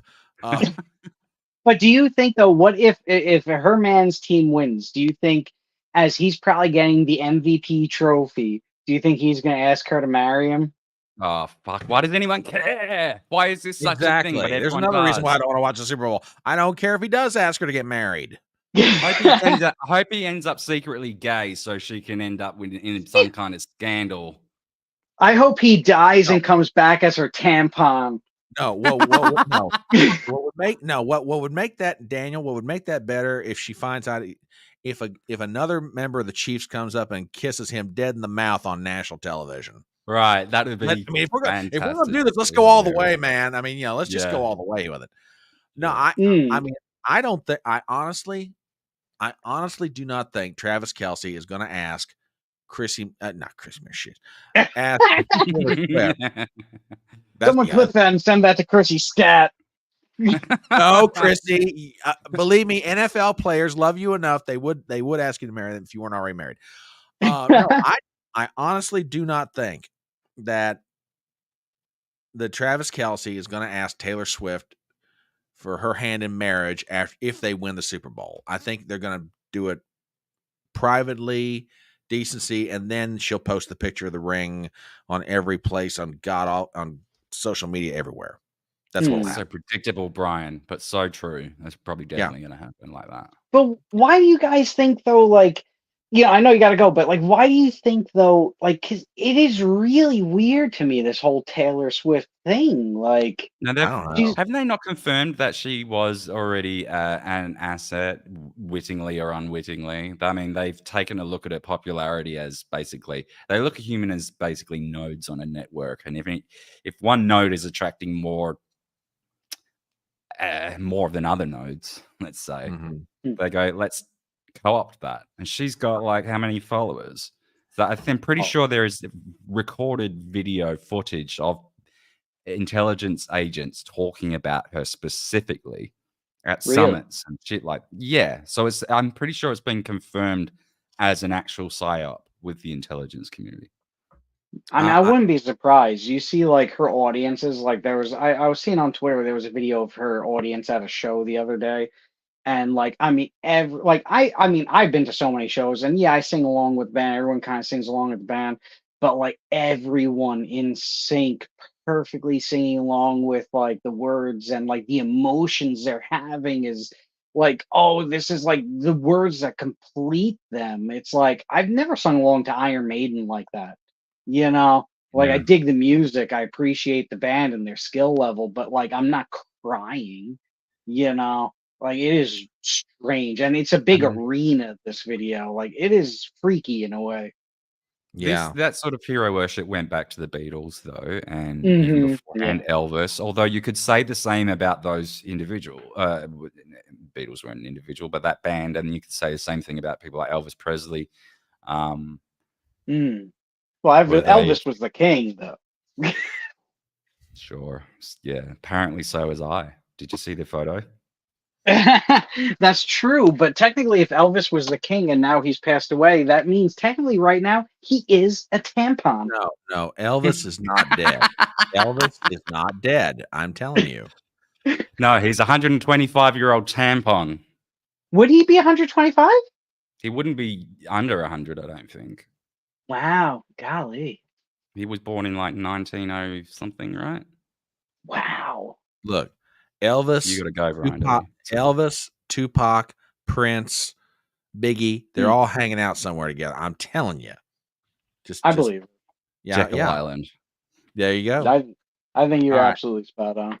All right, fellas, this has been a blast. Fealty, it's good catching up with you, man. Oh, yeah, man. Honestly, so great to see you both, honestly. Like, really. You guys are doing great. I've been watching you both, even though I'm not in the live streams. I am watching you from Front Porch since you're leaving now. I'll say I'm watching you, and you're doing great. Just keep it up, like, please. Like, Brian. I don't always get to, because you usually go live when I'm in bed. But I often, if I am awake at the time that you're live, I will jump in your chat. But I do watch you back after the fact, so I am definitely watching. Oh, thank you. And I will say before you go too, I'm always here if you need tech help and stuff. Like, you send me a message, I'm always here. Thank you, gentlemen. I appreciate that. I appreciate it, Filthy.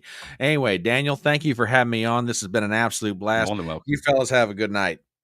Later, have man. a good night, Brian. Thank you, man. Later on. See you, brother. And then there was us. And then there was us. He's great, though. I see, for both of you, I see great things coming for your channels. Just got to stick with it. Thanks, man. Brian's really talented. I like what he does. I like what he's got going there. And look, the thing is, I deleted that tweet that I put up earlier. I do this a lot. I tweet and delete. because I'm just a flippant little bitch like that. But I got it out of my system. This experience has convinced me that, okay, there is something to be salvaged and worthwhile keeping here. I don't want to destroy what I started, but I also at the same time want to push out something that's a little bit more palatable for a wider audience, have stuff that's, because when I do like if I'm covering news topics, like topical news stuff, you're rarely going to produce what they call an evergreen video. Yeah. So that thing like that I did with Patrick the other day, that is sort of more of an evergreen video. People can come and watch that in 6 months from now and be like, that's just probably going to be just as relevant then. And so I'd like to put out a lot more of that content. And there is something to be said about having the freedom from the live stream dynamic. Like the live stream element of it really stresses me.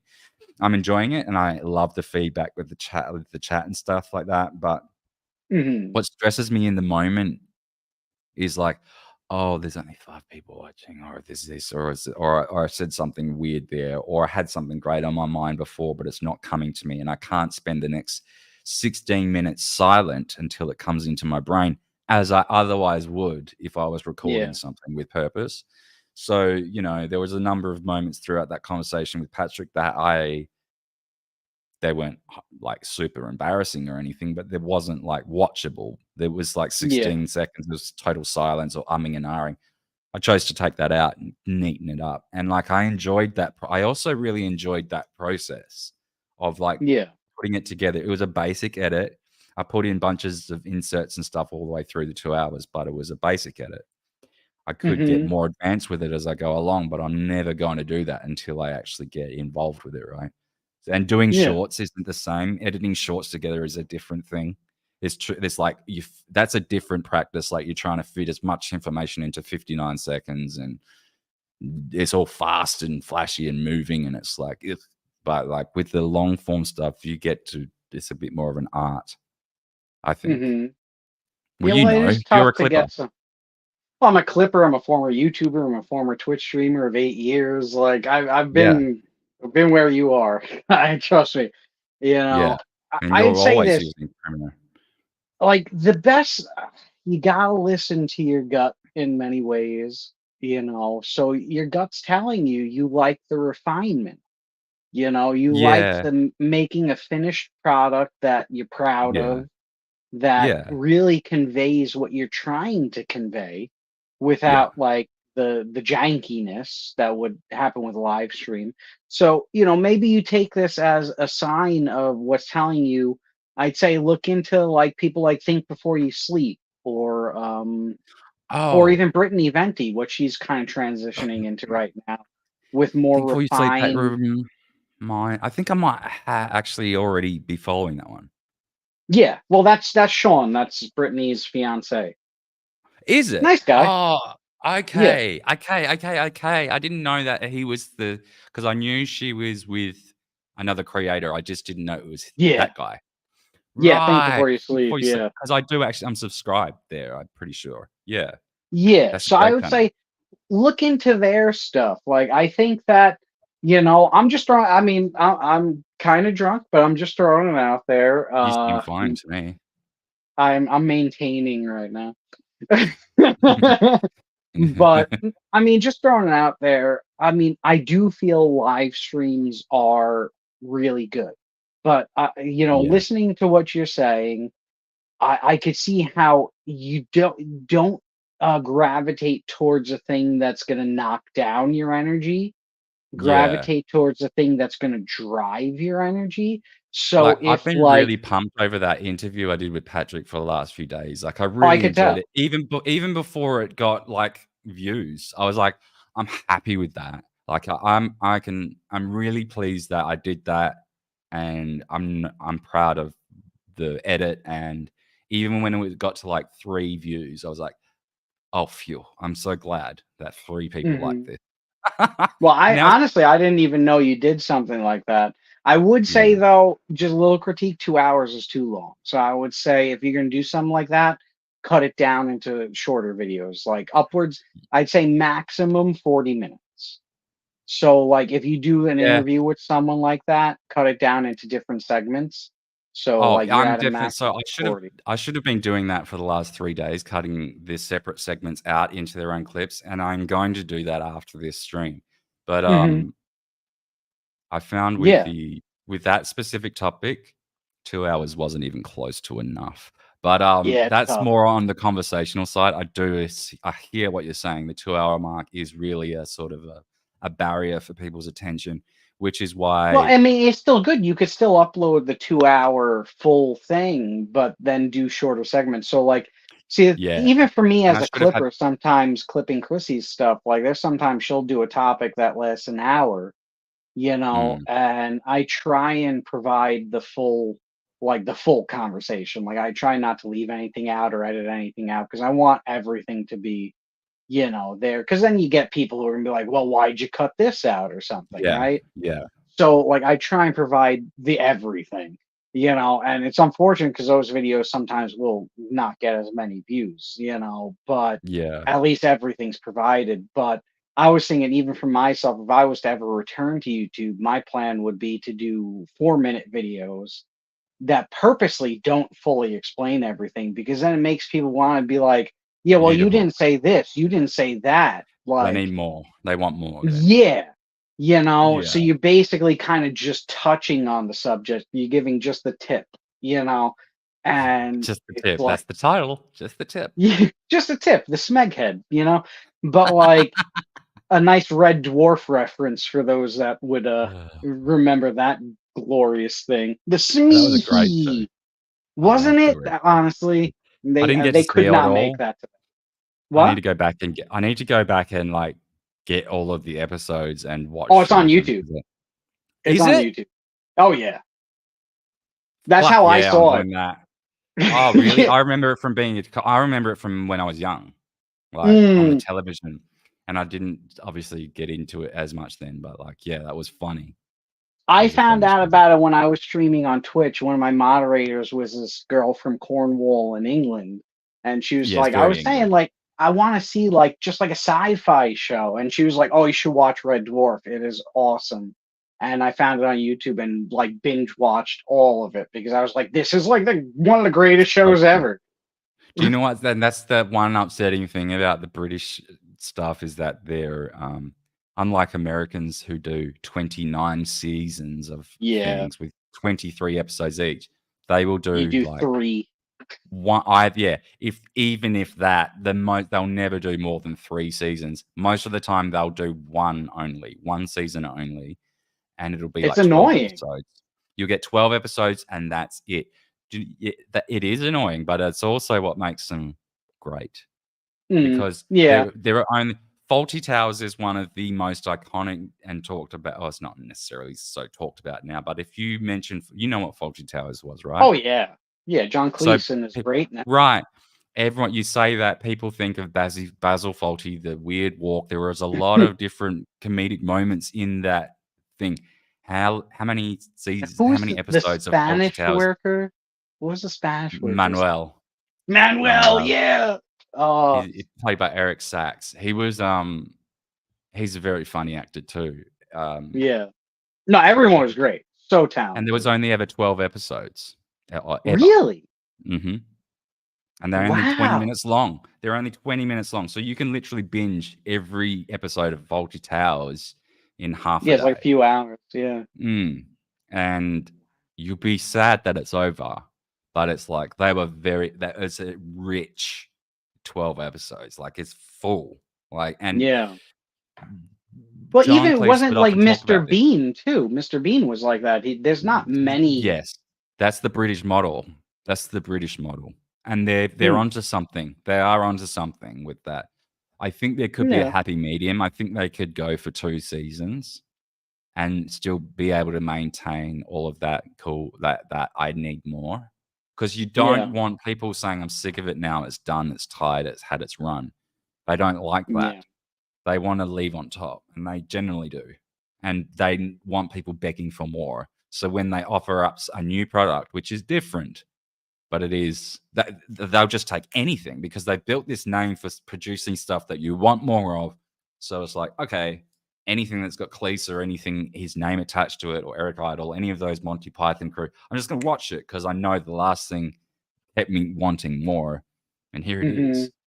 So, and it's like yeah. you're not watching it for the character they made from that one show. You're watching it because you appreciate the creator and what they're going to do in their next thing. So it Yeah. always feels fresh in a way. Right.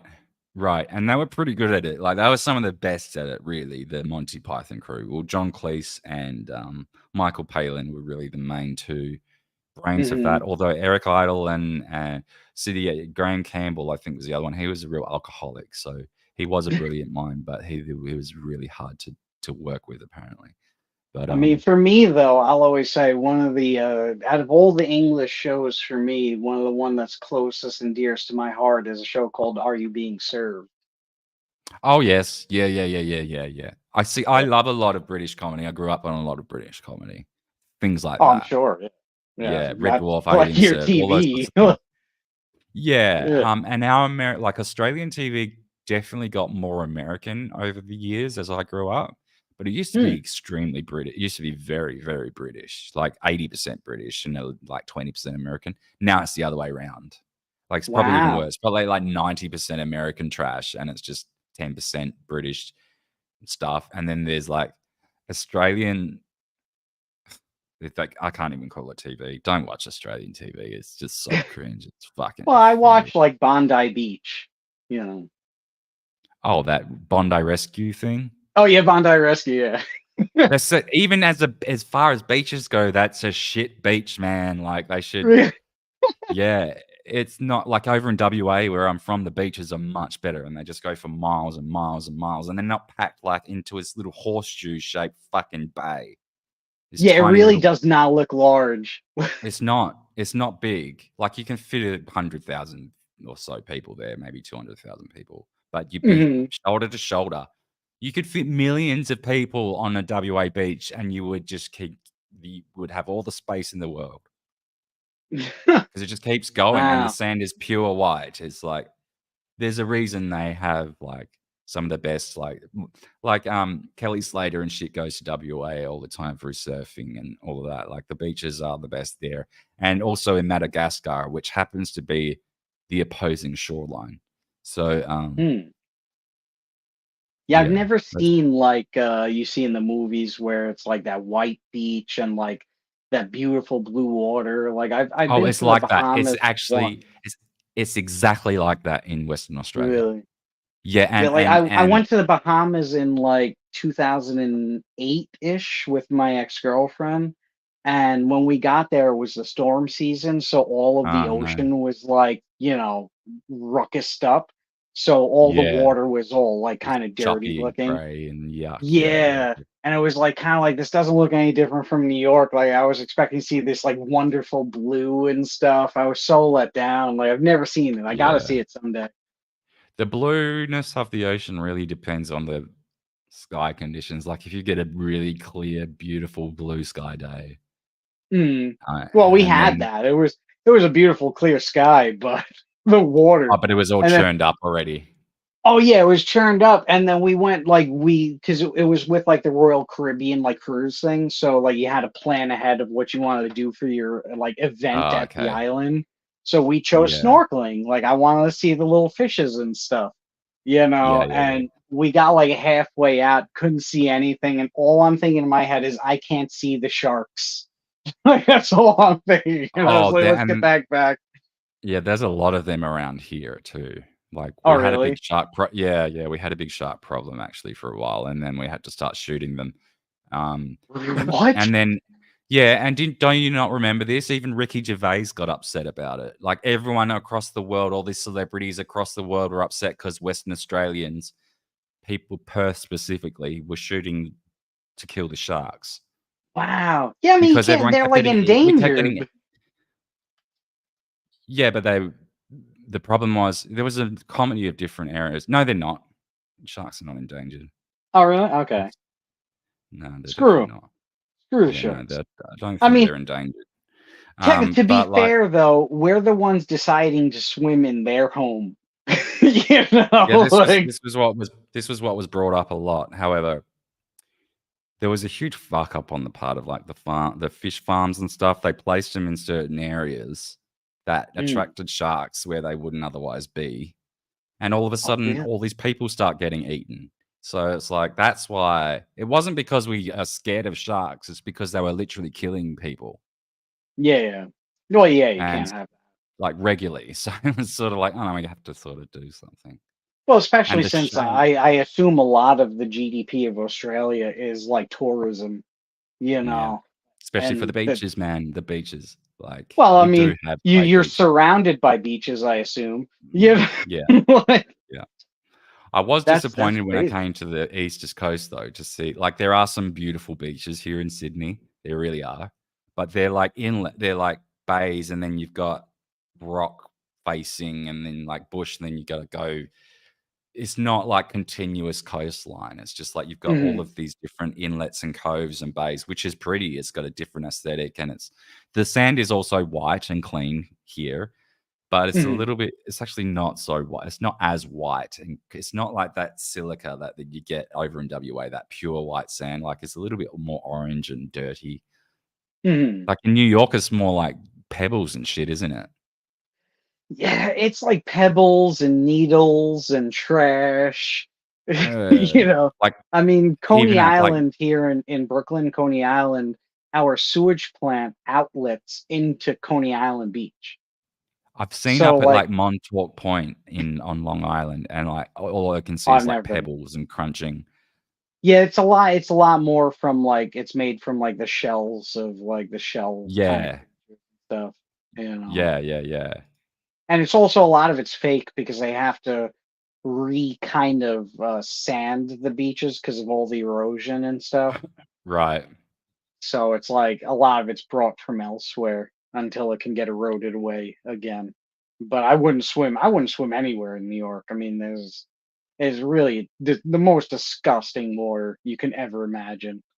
We do get sharks Yeah. though once in a while though. There, you know, you will get like a great white sighting once in a blue moon. Really? Yeah, we have them. Oh, They're yeah. quite common here. But like people are the water's okay to swim in here. Not in the harbour though. You shouldn't get Oh, in. really? People still do it. People still do it, but like they just say don't open your mouth. Oh, so cleanliness then. Yeah, there's That's a lot the of same thing with New pollutants York. in the harbour, in the actual Sydney harbour right here. There's like a lot of pollutants. So they say don't swim anywhere. Like don't No. swim for like 500 meters this side or that side of the harbour bridge or something like that. Or something. Yeah. But Honestly, if something's like 500 meters in either direction, it's like, well, what's stopping it from being right here? Like, it's you water. know? Like it's come from fucking yeah. Yeah, like have you ever dropped like dye into a cup of water? It's pretty much everywhere. Like it's just not one static. droplet. You know? Yeah, that's crazy. I'm not entirely sure what users talking about here. Well, I think you meant West Hollywood is anti-human. Oh yeah. Well, Hollywood is anti-human. Yeah, because we were Oh. talking about, you were saying the celebrities saying sticking up for the sharks and stuff. Oh You know, yeah. They are. But- Didn't they just released another song? Like all the celebrities made another song for the Democrats. I saw on Twitter earlier. Really? Should we Yeah. look for that? Oh, definitely look it up. It's so bad. Let's close off. Let's close off this episode with this one. What am I looking for? What should I type in? I would look up like Democrat celebrity song Imagine, maybe. Like I know in the post it mentioned Imagine. It's not Imagine again though. It's a whole another song. It's like, this is our fight song, blah blah blah blah blah. You know, celebrities are anti-human. Let's just do a new tab. Let's go. New tab. All I know is it helps me on knowing what show or what movie I will not watch, because every single person in that I will not watch. And it let me down because a lot of people in the video were from the show Modern Family. And I really enjoyed that show. Yeah. How long? Yeah, well, Modern Family is quite funny. Wait, how long ago was this? I literally just saw it posted earlier today on someone. I can't remember which Twitter is. I'm looking for it on my computer. Do you remember any of the celebrities in it? It was the mom from Modern Family, the blonde chick. The gay brother was in it. I'm sure if you Oh, so it look up. was literally a Modern Family cast thing. No, it was a lot of people. Like America Ferrara was in it. Like a lot of Oh, people. I would look okay. up I like think this used to be. celebrity Democrat Imagine, because I know in the post that had it, they had the term Imagine in it. I wouldn't put Modern Family in for like the Twitter search. Trying to find it. Let's see. Celebrity Imagine We're getting. Democrat. Oh, that didn't even. That just killed the site. Whoops. Let's see. Okay, this isn't working. I wonder if I clicked like on it. Let me put song. We will find it. Gal Gadot, Mark Ruffalo. No, that's 3 years ago. That must have been the first one. Oh yeah, the Imagine thing with Gal Gadot. Yeah, Mark Ruffalo. Ugh. No, I Ugh. didn't click like on it. Let's see. Let me hit home. should It put in was new. so cringe. I should type that new cringe celebrity song. Yeah, maybe Local. try that. Cringe celebrity song. I got to get rid of that word imagine because it's coming up with the old one. No. Gal Gadot was definitely not in this one, so I can minus that from the. Yeah, no, Gal Gadot definitely wasn't in the new one. Okay, so I'm going to get rid of Gal Gadot from the search results. I know I'm gonna find it. I knew it. It was like from like one of those like random like really Trump loving accounts, you know, that are like they're cool. I appreciate them and all, but they can be a little bit much sometimes. Oh, definitely. That's how I got these here. Men don't have a vagina. Men don't have a vagina. That's awesome. Men don't have a vagina. Have a vagina. The radical left works for China. Left works for China. That actually goes for it. It turns into a full catchy song, and it's all like full of cringe AI art. But it was like there's a whole channel on YouTube dedicated to putting this stuff out, and it's like all I wanna do is USA or something like that. I can't. It's so funny. It's such a fucking just the MAGA stands are hilarious to me. Oh yeah. Well, it's like they're cringe, but in an epically funny way, whereas Democrats are cringe in just a like what, you know, like. Oh yeah, they take cringe to a new whole fucking. I don't know. Yeah. Yeah, and it's not even like enjoyable. Like, I mean, at least I did enjoy the celebrity song that I'm sure. I bet tonight, like after the stream, I'm gonna find it. I'm gonna message you with it. You know, I'm sure I'm gonna. The second I see it ever again, it was the song. Like, this is our fight song. Blah blah blah blah blah. Like that. I forget the name of that song, but like it's called. I think it's called Fight Song. But they were all like the same thing. Like Imagine they're all filming themselves in like their kitchens and stuff. You know, the quality of it was horrible, and they're all wearing like a vote Democrat pin and stuff. Like it was so bad. Like I was literally just watching it earlier after I finished clips, and I was just like, ah. Oh wait, user says he has he DM'd you the link. Oh, did you? Sorry, I should not like. User, you will be unbanned for your naughty words if you have found the link. Oh, is that it? I think that's a picture of it right there. Well, Oh, I'm watching on the stream, so I'm delayed from you. You definitely had a screenshot of it pulled up. Yeah, I've just put it off the screen in case because I didn't want. Yeah. Smart move. Oh, here we go. Oh my god. I'm so happy you get to see this. Oh, this is it. This is it. Rob Reiner. Yep, this is it.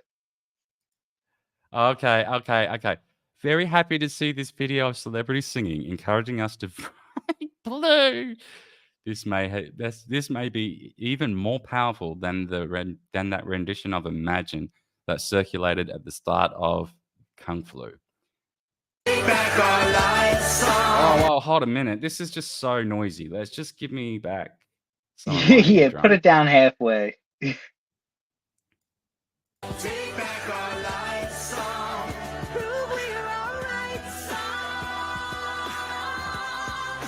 Prove we are right, Democrats. Oh my god. I loved Pitch Perfect, and now I can't watch it. America Ferrara. Oh, this is that. Still got a lot of fight left. Oh, this is she's the one that is. Hold on a second. Isn't this the one that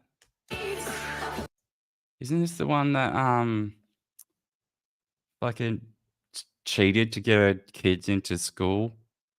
Oh, no, Leslie Huffman. No, that was a different bird, wasn't it? Yeah. That's the like guy her, from Shameless, the wife of the guy from Shameless, the dad. Yeah, right. I've still got a lot of fight left in me. Not much voice. The mom from Modern Family. Everybody's worried about me. I'm in too deep.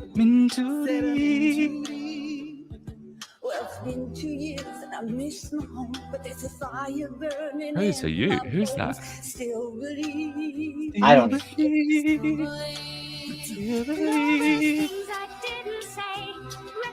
Oh, it's fucking Kristen Chenoweth. Yeah.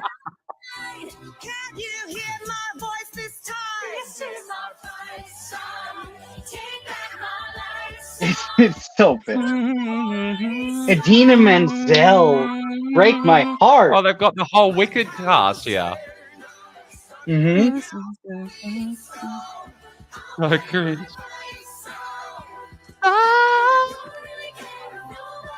I bet I could do a better version of this. Oh yeah, I'm sure. Me vote for Trump. Yeah. I'm voting for him a third time. That was my rendition.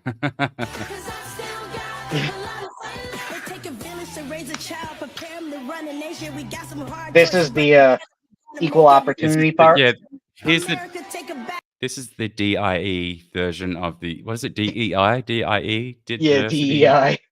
DE. It's all about dying. Diversity section of the video. Now let's all please. Now what would happen if this was in Australia? They would pause the song and do a welcome to country ceremony.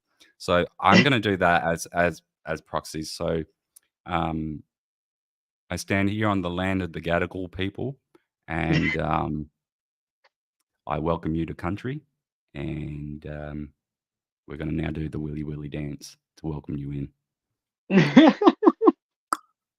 No, I won't be. I'm not going to get into that. I don't want to get banned today, so let's just continue. Yeah, no.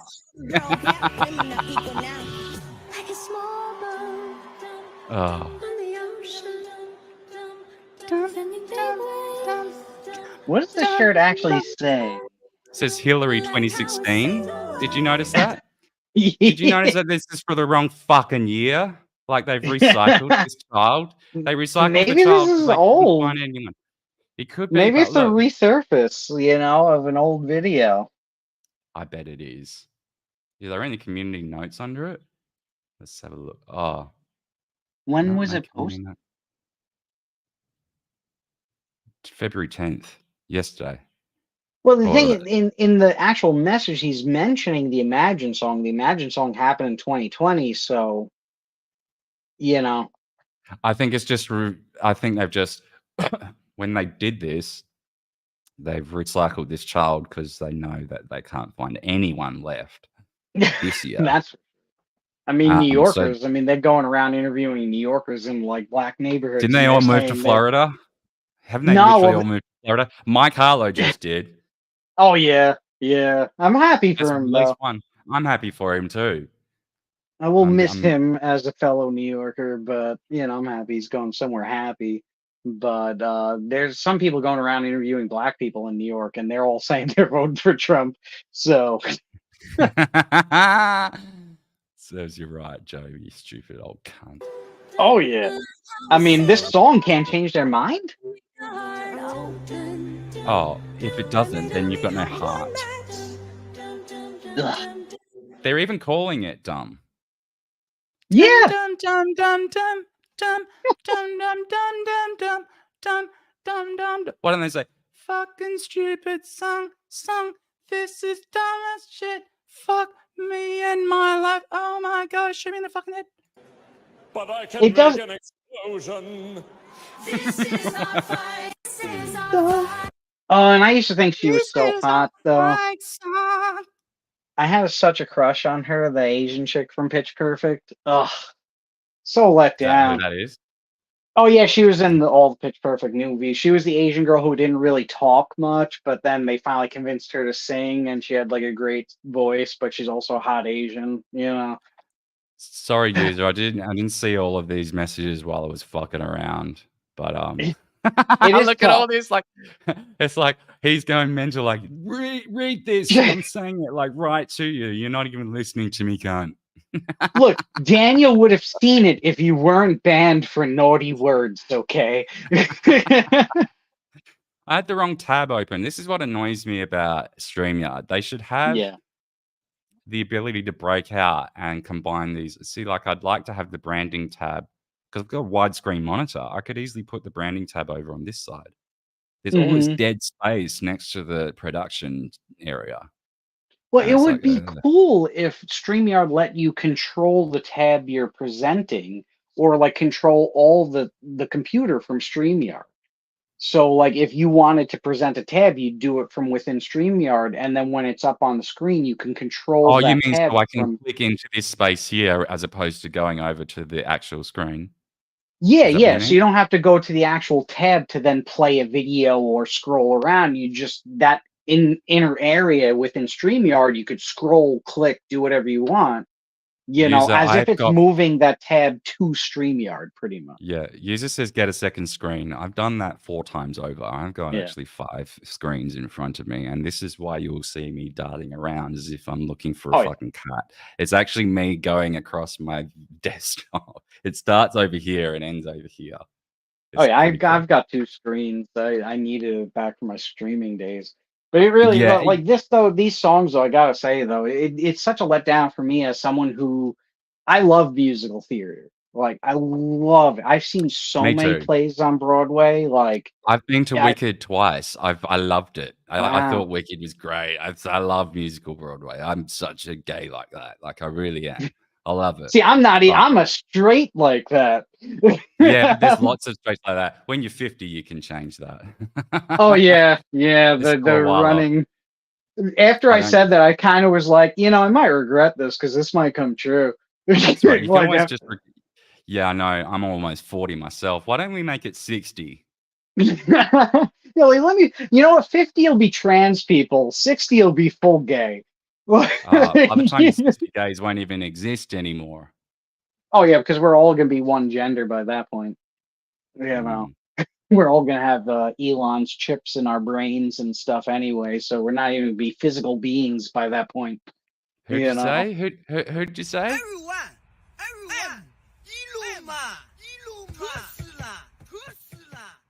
The Chinese Elon, you just have that ready to go. Yeah, anytime anyone brings it up, I go, oh yeah.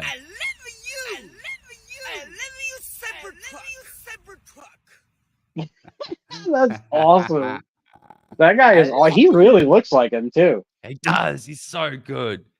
I mean, for a Chinese man, you know. Everyone, I am Elon Musk. You know. I love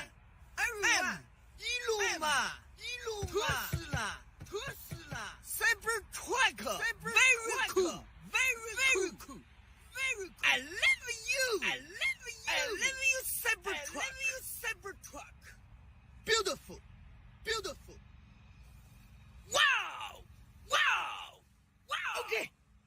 Okay. That's all of his English. That's all of Yeah. it. Every single word he knows, and it was all dedicated to Elon Musk. Imagine though, like, I wonder what went through his head when he finally saw a picture of Elon Musk and was like, "That's me." That would have been a pretty spin out moment. Yeah, that would have been Yeah. crazy. But whatever happened? You remember the Hong Kong guy who was like, "Donald Trump, don't trust China. China is asshole." Like, whatever happened to that guy? He kind of disappeared. I wonder why. Because the CCP does disappear people like that. Oh yeah, that guy's They definitely disappear gone. everything. If you're ever interested in like serious what's going on in China, Oh yeah. the channel to watch. Actually, there's a few of them, but they're all the same people. Well, like China his name- Insider, the China Show with Serpent. Yeah, the China Sade, Show is and- my favorite. Really, the China Insider is sort of good. Winston Sturzill and Matthew Tai, I think, are the best commentators Yeah. for me because they lived there for a long time and they do the China Show, like you mentioned. Well, they were the similar ones to who the- exposed like the falling apart buildings. They stuck their finger through the Correct. wall of a building that was supposed Yes. to be a big stone. But people, You know? but people think that's just in their residential. It's not. It's not everywhere. It's not everywhere. It's just in these. No, it's everywhere across China. Everything from the yeah. high-speed rail to the fucking apartments out in wherever. Well, it used to be just common knowledge. Like, I mean, I remember at least here in the US in the 90s, it was like if you said made in China, it was meant to say the quality of this is so low, it's going to break in a second. Right, and You it's got know? it's got a lot worse since then. So like Yeah, a 'cause lot of the everything's product, made in China. a lot of the consumer grade shit doesn't make it through because it's literally against the law to sell anything of that low quality here. Mhm. So like literally you'll get an electrical component like say a power board with 5 Mhm. general power outlets on it. You just pick that up and the plastic is so brittle it will just literally crumble into dust in your hands.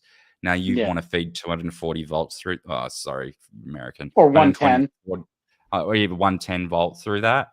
Like over here it's 240, so it's like yikes. And I felt Yeah. 240 before. I've been electrocuted before. It's not fun. Mhm. But I mean, where I've was I had an going with that? amplifier electrify me through a guitar. That wasn't Oh fun. yeah, well it's the same kind of buzzing sensation then. Yeah. I fell Yeah, off you the know what- stage. I Oh was- I got wow. electrocuted. Yeah, it was at a live show. Like somehow my guitar, the grounding or something went awry through my amp that I was using. Did That you was the feel a venue's little amp. Did you feel a little bit slightly electrified, like for a few moments afterwards, like a little bit buzzy? Oh yeah, I mean, I tasted like when you like stick your tongue on like a 9-volt battery. Yes, Like, yeah. So you had yeah. I mean, you fell off the stage, so you had the full experience. oh yeah, like my body trying to- just wasn't moving, and I was already on a trajectory towards the front of the stage. So like my body just Yeah. kept going. You know, luckily my used guitar to- didn't break. I used to pull apart like old bits of electronics and shit. Like the first time I electrocuted myself, I was repairing an old PlayStation PSX, and I fixed wow. it, but everything was plugged into the mains power while I was fixing it. Oh. And I felt it go buzz. I'm like, oh shit! Like I didn't go near it again for a whole day, but it was working after that, so it was worth it. Oh, good thing you didn't short out the whole thing. Like, No, but once I did take out the town we lived in a small town, and the way that I was staying at a friend's place that was really old, and the way that their electricity setup was wired meant that it was dependent on the whole, like whatever I did inside their house didn't just take out their power, it took out the power for the entire town. Or every wow. second house in the entire town for a number of hours. And then they were all talking about it at school next day. I'm like, yeah, that was me. I Wow. wasn't popular. Yeah. Oh yeah, I can imagine. Everyone was like, "Do you know what you interrupted?" No, it was literally during prime time television when everyone was watching their favorite shit, and this was long before you could tape stuff. Like this is in the 90s, early 2000s Yeah. or something. Yeah, it Yeah. was, You it really, was- you really ruined something serious. Like yeah, you I think really. I went to school. I went to school the next day, and I was like, someone was going off at me. And I was like, I was trying to watch Dr. Quinn, and what was it? What was that old show, Dr. Quinn and the Medicine Woman? Yeah. They were trying to watch that, and I wrecked it for them. They didn't get to see who got saved that episode. How dare you? And you desire to learn how to fix a PlayStation next. Like, Well, I did. I succeeded in fixing that PlayStation. I played it for a number of months after that until it broke again. And then we got a PS1, which is the same thing, just in a smaller casing. oh yeah, yeah, that was the good old days. It's really not the same anymore. No, Apparently, and that's when Xbox they is stopped they're gaming they're altogether. closing. There's apparently going to be no more Xbox. Apparently, What? Not like that's it for the series. yeah, they might keep like the Xbox like Game Pass where you could play games like online, but they're gonna not make any new physical Xboxes. Like that's a rumor going around right now because the PlayStation like outsold it by like 5-1 or something. Oh, so they're just like So, literally giving up instead of. Interesting. well, yeah, 'Cause it's they're gonna just Microsoft, isn't it? license out the games because they own so many game companies now. Like they bought up Bethesda, like they bought up tons of game companies. So they're just gonna make games and sell the games, you know, which How is much like, more all people right. bug out But then they now? have Yeah. Game Pass where it's cloud gaming. So you don't even really technically download the full game. You're just playing the cloud game. Yeah, know? user says you can just use a PC anyway, and that's so true. I mean, I just built a new computer and I've got Steam because I was like, oh, Mhm. let's try and game for the first time in 20 years because you haven't done that for a very long time. Oh, And neither I'm like, have I. yeah, I can just run everything off this computer. I bought a pretty high-end graphics card and stuff, so I'm like, yeah, and this is fine. I can, and I've got Yeah, I like a gotta take it PS, with mine. I've got a PS5 control or PS4 controller here, which maps perfectly fine. So I think the Xbox One would work slightly better, but I can do Yeah. everything. I have the full authentic gaming. But the thing is, right, this thing, have you ever played the new World Order Alex Jones game? No, like it was a little bit like I love the game, I support the cause, but honestly, I'm not gonna pay the premium price on something that's like 8 levels. You Oh, know, it was not I think it's even 17.76. Yeah, that's still a little bit too much for me. I think it was only 6 levels. It's more than that now. Now because it's on Steam, it's gone up in price. So I bought it when it was $17.76. Mhm. Which was like $25 Australian, which you're right, it is a lot to pay for 8 levels, which I got rid of in 30 minutes with this Yeah. controller. If you do it on the Yeah. keyboard, it's harder. But hey, Lily puts here. What's up, friends? Well, actually, we're about to end this because I need to go to the toilet. One and or we've been two. online 2. Nice. Well, it's probably going to be a bit of a You know what's like great? a Your messy toilets poo. flush in the opposite direction than mine. They do, yeah, they do, but it's going to be muddy. It's one of those. Oh, those I don't are have, good though. yeah, I don't, yeah. It's going to be like because I was watching Lila Hart stream the other day and she was talking about mud butt and dingleberries and how like Oh, that's why I pooping love. properly. Fuck, it was so funny. It was She so told funny. one of my favorite stories of all time was a story she told about when she was at an audition. She's online for the audition and she had to take a poop. So Yes, she she told us like, that story. She told us yeah, that she did. story. Yeah, and she like Yes. snuck to like some bushes and stuff. Yes, and she was reaching for the trees, trying to go, and like it came out like an emoji poo, like a soft Yeah. serve. Yeah. Literally shat herself right up the front of Central Casting in LA. So she started the craze. If you go out to Burbank and you see shit everywhere, Lila Hart started that. I'm gonna tell her that. That's so good. She knows she started it, but She is so yeah, fun. The first time I ever met Lila was at the Second Content House in Orlando. And I walked in, I maybe met her for like 20 seconds. And then I went upstairs, start setting up. I come back down, and she comes up to me with a bag of popcorn. She was like, "Fealty, so you know how to make popcorn. You're good at making popcorn." Like, I'm like, "Do you really want me to make you popcorn?" And like in my head, it's not clicking. And then I look at the microwave, and it's one of those that It's are too up high. on like the wall. Like, yeah, like Right. it's like crazy. And like I'm about to be like, "You can make a freaking popcorn," and then I'm like, "Oh, I'm an asshole." Like, I felt so bad. But like, oh, she is so funny. Lila is amazing. She's Chris. fucking hilarious. Like she's just so naturally hilarious. It just keeps oozing out of her. She's like trying to stop the stream several times, but then she just kept going. She kept getting that microphone, and just like I actually laughed so hard that I had to go and take a shit. Like it was sorry, but that's what we were talking about. And she's like, "I hope you all go and do a great one right now. Actually, pause it. Go and do one right now. I'm actually gonna go do one." And I felt so proud to tell everyone about it. I was like, "Oh wow." Like She's a that's real what I like entertainer. about her. Like even like She's an I won the Keanu Untoward Award. I don't know if y'all know the Keanu cast or Keanu Thompson, but yes, I I'm won very it. well of Oh Keanu yeah, cast, and I'd love to have Keanu on my show someday, oh but I you should feel like I'm message not her. friendly. I should, but we're not connected on Twitter. I don't feel like we're close enough yet, friendly enough yet for me to ask. Although I am a Oh, big I fan of guarantee hers. you, if you message her, like she knows you know Chrissy, me, and all these people, she'd love to be on your show.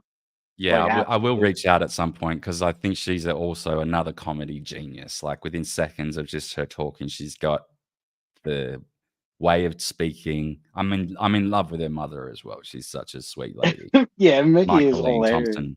Yeah. Yeah, like I won her Untoward Award 3 times, and 3 times it was about pooping. Like, you know, Just like slide in the DMs. I've I had can't bad slide in poop. the DMs. She doesn't follow me back yet, but one day. One day. We I'll weren't tell her to connected with follow. the Eliza Blue thing. That's Hmm. how I usually got connected with most of these other people is during that Eliza Blue phase, and I think she was sort of not involved with that so much. So Well, I that's tell you why. what. So this is what I'll do. Clip this and post this online. Keanu, it would be awesome if you go on Daniel's channel. Just saying, Absolutely. you I'll even know. shave and put my lights on. Usually it's prettier than this. This was I really winged it today. But honestly, you're very welcome to come here, Keanu. I'd love to have you on my show. And I'm sure See, my Keanu, viewers would too. he'll shave for you. That's more than Gino will do. Yeah. Oh, and Gino, I'd love to have them both on here. Actually, Gino's he's such a character. I think Oh, yeah. I'm so happy that they found each other. They're so funny together. I think they're going to They're be a meant to great be. couple. They are They're meant to be. absolutely meant. Yeah, absolutely. Like seeing them Well, together and stuff too. It's like, oh yeah, this makes sense. You it makes know. a lot of sense. And I love the thing about Keanu, how she's got this. She's like a 1920s like glamour girl in her Yeah. mind, and it's How all just like, untoward. yes, the transatlantic accent, but it's also natural to her. Like she's just very naturally funny. It's something that I'm really envious of. That quick wit. She's got a comedy genius behind her. Definitely. Well, She's gonna go places. she's one of the rare people that like, if she said she was a New Yorker with her quick wit and stuff, you'd be like, oh yeah, that makes sense. But she's not. Yeah, like she's Yeah. not. She's from You know? Carolina or something, right? Yeah, yeah. South Well, I Carolina? think it was South Carolina, but she Yeah. originally, I think, she was born in like Chicago, but like didn't live there All long. right. Chirac. You know. Yeah. But like, yeah, like she's really so quick, and Gino too. I mean, Gino, like Gino's funny. out of my like top comedians, of course, Chrissy's the first, you know, but Gino's Gino's how up there. Chrissy got her first break in stand up, wasn't it? Or was that with the no, that's Not not true. stand up, but Compound, like Gino and Compound, that's Aaron. right. Yeah, Yeah, like with they had their Compound. show, and they had like Chrissy on, and she was doing like characters and stuff, and like that Yeah. was kind of foray into Gino was Compound. the link there. Yeah, and then Chrissy Yeah. just got more and more epic. she's another one. Like She's I yeah. really foresee in the next few years as they're really kind of starting to get their steam and stuff and everything, and recovering from the cancellations that Chrissy's had to experience. Like what Yeah, we're this gonna has been see pretty from them heavy. is gonna be monumental. I think so, especially when they team up together, like Chrissy, Lila, And Keanu, Keanu. and then there's all this. It's sort of like when you watch these girls, because there's a lot of talk about people that say that women aren't funny or women have to do all this other stuff to be. They totally prove that's not true. They all prove that that's just not true, and they don't even have to be any different. They don't have to go and like. I don't know how to explain this properly, but Well, they're I just get. genuine. They are, yeah, and like they will destroy any notion you have that women aren't funny because they Yeah. are, they really are. Yeah. I mean, I got to see the first time I got to see Keanu was at the Orlando Content House when Keanu opened up for Chrissy. And it's not just pussy jokes and stuff like that. It's actual proper No. funny. It's proper funny. Yeah. Yeah, it was really like and like this is still I guess like kind of like her early days of comedy and stuff. So like like really to see her like kind of bloom. Then I got to see her again at like the Grizzly Pear when she was doing a show with Chrissy, and like really like so funny. And same thing with Gino. Like Gino really like he blew me away at that show. Like he's so like he can do 4 topics at the same time, bouncing between the topics, but then tie them all together by the end of his set while doing crowd work and then also doing callbacks to the crowd work and working that into his set to go That's along with interesting it. because I've actually never seen Gino's crowd work, or other than on screen, like on podcasts. He's very charismatic and funny, like a fucking hilarious person. On, like I had a compound account for a little while, but not. I don't really because I've got so many different bills at the moment. But I have seen him on there, but it's different than the stand-up dynamic, right? My camera's doing fucking weird shit. It's similar. I would say it's very similar. Like Gino, like how he is like on like his regular shows and stuff. Like he is kind of like off the wall and stuff. But in his stand-up set, it's definitely he has a little bit more of like this is the laser focus of the topic because he's got it ready to go. But Yeah. like I mean, he's definitely someone who just shows you like this is how comedy's done. Same thing with like Chrissy. Like you go and see a Chrissy set, and it's like she knows how to bring the laughs. Like it's you're seeing like these jokes unfold and the way she does her crowd work and everything. It really is like you're seeing people that should be the ones doing the big shows, but like for like ludicrous reasons, they're not the ones getting invited to do it when you have people like Bert Kreischer and stuff like that from the Rogan crew that are getting everything and anything. And it's like kind of like these guys You are watch one trick podcasts? ponies. There's this Podcast Cringe. Yeah, the Australian guy. He said he takes all of the words out of my mouth, dude. Like I love watching Joe Rogan. I'm a fan of his podcast. He's never been funny to me. Never been funny. He's funny in conversation. Like he's got an infectious laugh and he says funny things like in conversation. But his stand-up, man, is so painfully boring. And like all of these, like Tom Segura, Bert Kreischer, they're not funny. They're painfully unfunny. And I'm not trying to be, I guess I'm not trying to be nice either. I don't care if I'm nice or mean. I just found that Podcast Cringe is a very apt reviewer. Like the way he describes that those he calls them the Rogan Brat Boys or something like the Brogan Brat Boys, who are only famous because of him. And now that they're at this high level of fame, earning a lot of money. They're too big to fail.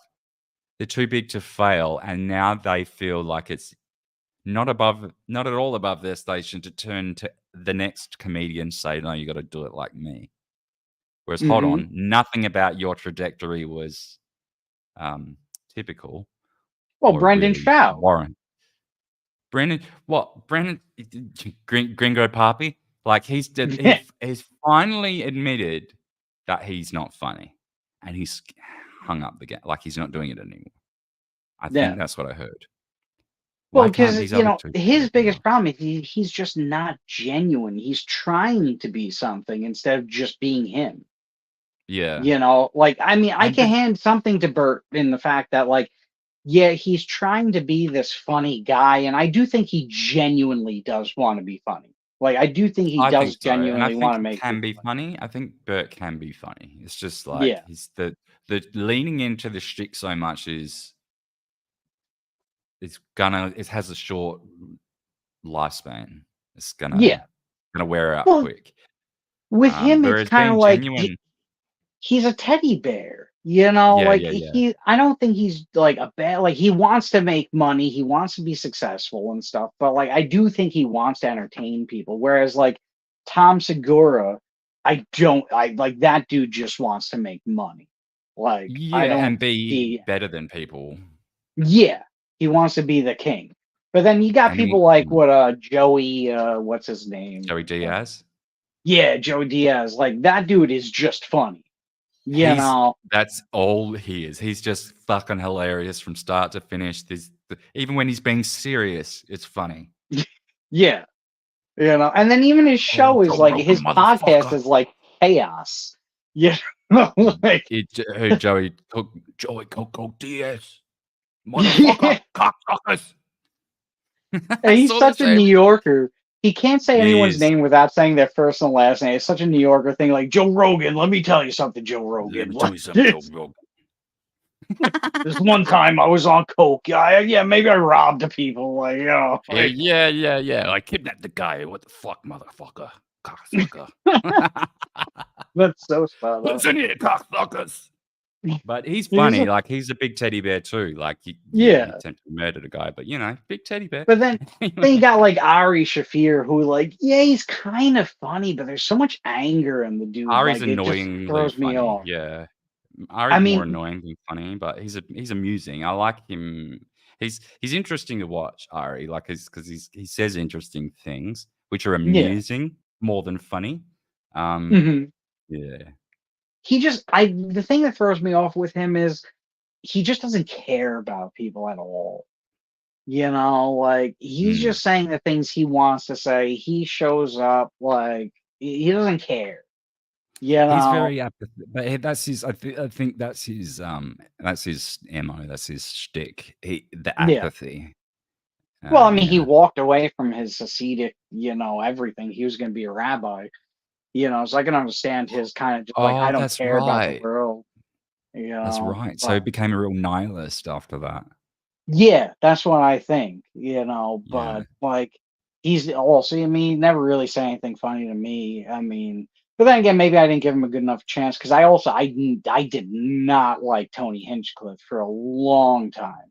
I was just like, oh, this guy sucks. He's so full of I himself. see what you mean. Yeah, I got used to him too. He grew on me. Yeah, like I was watching Kill Tony to just kind of understand who this Tony Hinchcliffe is, and Same. like it Same. took me It was a while, an experiment, like an exercise to figure out why do others like this guy? I need to figure this out. Yeah. But like after a while of watching the show, like I'm a big fan of Kill Tony now. Like I watch it every week now. Yeah, it's an interesting concept. Yeah, it's a good. Yeah. That And works. he does show like yeah, sometimes he is talking crap to the people and stuff, but like it's warranted when he's doing it. And he does give people and he's like not all chances. just cruel either. There's not all Yeah. cruelty in there. It's there's a lot of there's a lot more behind it than just lighting people up. Yeah, it's really not about just like destroying a person. Like I think he genuinely wants them to be better. yeah, and he's trying to do a good show. Like he is trying to do like a good podcast. Without And destroying it is funny when someone comes up and they're just like they'll all of a sudden start talking crap about Texas, talking crap to the audience, and then like it's like, okay, here comes the righteous, like Tony is gonna come in and like kind of destroy this person. But at the same time, I still have never lost that kind of vibe of him of like, I don't know, I picture him like in like an orgy, like an Eyes Wide Shut kind of orgy, where he's sitting on a throne chair, like, yes, like looking above his surf. Like, I don't know, I get that vibe from him, but like he definitely grew on me. He does make me laugh. But I'll never lose that. But like, yeah, the Rogan crew as a whole, like Rogan has kind of made me laugh like here and there on his stand up and everything. But Really? In I his guess, actual stand-up routines? yeah, like I've listened to his actual stand up. I mean, for me, I mean, like I'm sure, hopefully, Chrissy never sees this portion of the stream. But my like most favorite comedian of all time, even though he has stolen a lot of jokes, is Dane Cook. Like I've seen him live, like in Atlantic City once. Like I've listened to his stuff so much, and then like below him Oh, is like yeah. Sinbad. You know, Right, I know what you mean. Yeah. So these aren't really like comedians. Like I'm sure, like if Chrissy heard that, she'd be like, "Ugh," she'd be like, "I lost a little respect for you." But like other Don't worry, than I them, don't it's think like, they'd sit through all of this. We've gone for about 3 hours. We've gone over 3 hours now. I think this might be by about 3 or 4 minutes, officially the longest stream ever. nice. I'm the So one wait, that I does said this I'm gonna mean fucking throw in the towel as I went for the longest ever.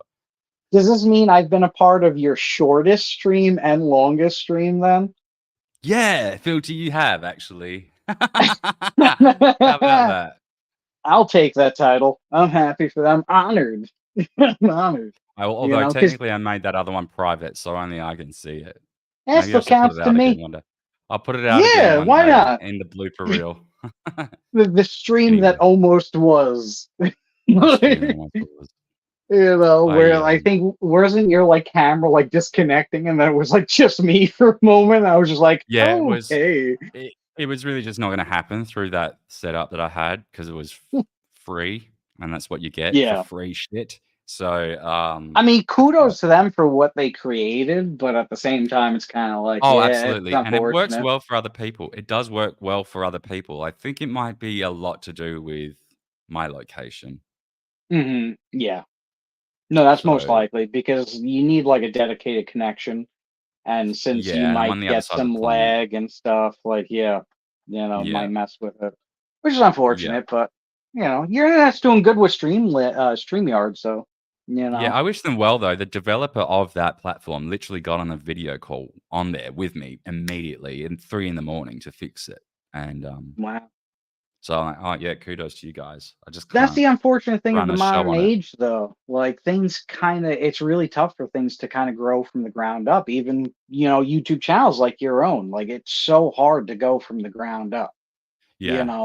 But at the same time, that's kind of what makes it better because it gives you this period of time for you to experiment and test and really learn what you want to do and test things out to figure out what you want to do. Like that's why I think it's great that you figured out that you want to do like inverted times, like that Yeah. you want to do this But, thing that's like a pre-recorded thing and kind of and I find don't it. want it That's awesome. to I don't want it to replace this. For a while Yeah. I did, but now like I really don't think I do. I think there's something about this that is at the core of why I wanted to do this. Having the conversations live is cool.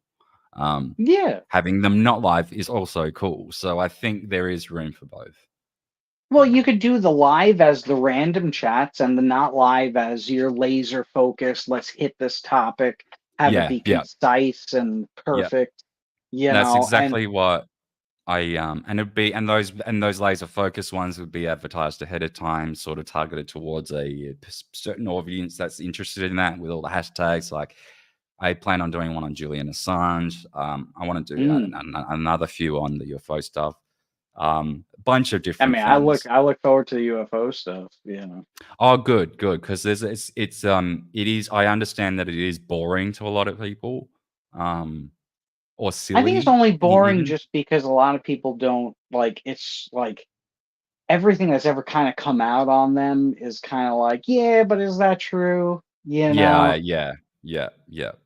But then again, I Well, mean, I'm a weird person. I watch a channel called Farsight, which is these people who do remote viewing. oh, And yeah. I know that. you've I've seen that? heard of that Yeah. too. I think I have. Yeah, and I even did an episode on remote viewing the other week.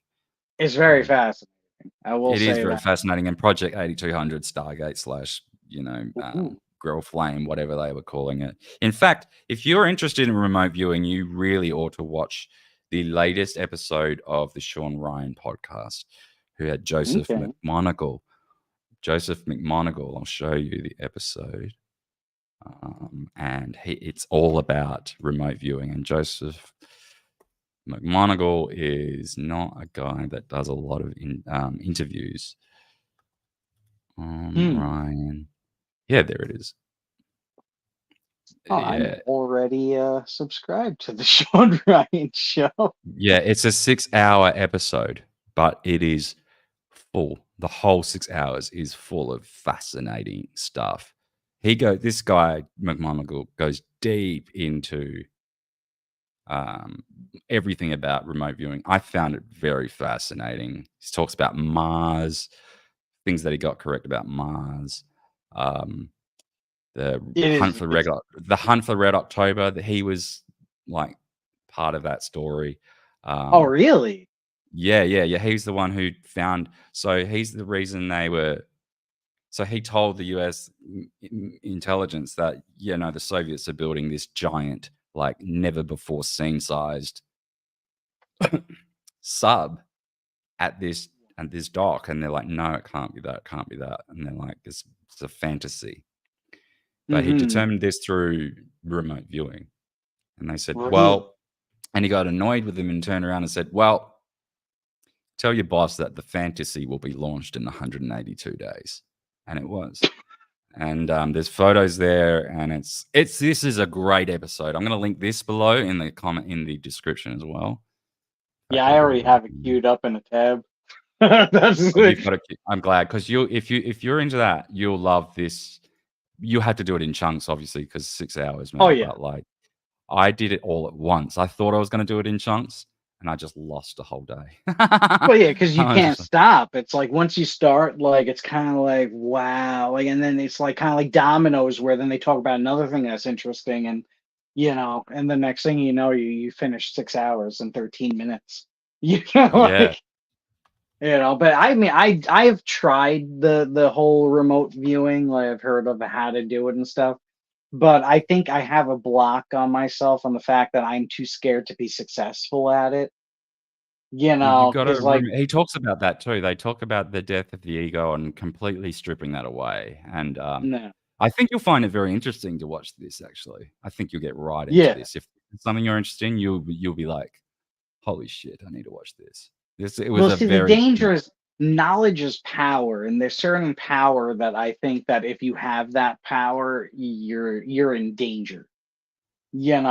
So I do feel like if remote viewing is a thing for sure, like I think there's more than enough people that have seen things and known things before anyone could possibly know it, and have been so, like you're saying with him in the Hunt for Red October, like that turned out to be a real thing. And that was him. It was him. Yeah. But it's like, so if that's real, I would imagine that remote viewers can also find other remote viewers. So if you successfully remote view, it's kind of like apparently it's two-way. Apparently it's two-way. So like if they see you can go to this place, but they can also see that you're there. Exactly. That's what I'm according saying. to Like some it's of these kind of stories. I imagine the infinite dark, and once you connect, you're like a light in the darkness. You know what I'm saying? It's kind of like how I looked at ghosts and stuff, where people say like, oh, they see ghosts. And like, if you really venture into that and you start to see them, now you're like, you show up to the ghosts. They can now sense you because you've connected, like Bluetooth. Now you're connectable, So it's kind of like a Pandora's box that like anytime I've ever kind of tried it or ventured into it, I think I have kind of like a fetter against myself, because like my self-perseverance and preservation, I mean, it's kind of like, no, let's not do that. I see what you mean. I think it's sorry, I'm slightly distracted here because I'm trying to do these things I see you before I updating. forget. Updating the stuff. The back end that I see all the time. Now you're just Ghostly Fealty, aren't you? Yeah, Ghostly Fealty on Twitter for now. It's like I used to be Fealty Thoughts. I used to be Fealty Gaming. You know, And then like, you got banned through all that stupid shit. yeah, like I Now, was digging the Fealty Thoughts name because it was kind of like fealty means to pledge yourself. You know, you pledge your fealty. It's a part of yourself you pledge to something. So Fealty Thoughts was like pledging myself to thinking, you know. And then now that is banned. I mean, technically suspended. I could delete the tweet, but you know what? I stand up for free speech, and I feel like deleting the tweet. Like I would always kind of look down upon myself for doing that, so I can't do it. oh, I do a lot of tweet and deletes, but not out of that sort of not trying to hide things, just more because I've changed my mind on stuff that I've declared that I'm like, oh. There's a lot of things I think, oh, I said that, and it should remain like if a lot of people have seen it, then like maybe I shouldn't be deleting stuff. Maybe you're more on the Yeah, money I with say that. just leave it up there. You know, like so Like what? I Like just okay, deleted the one that said I'm probably gonna stop doing live streaming because if I keep doing it, people are gonna be like, "But you said you're gonna stop."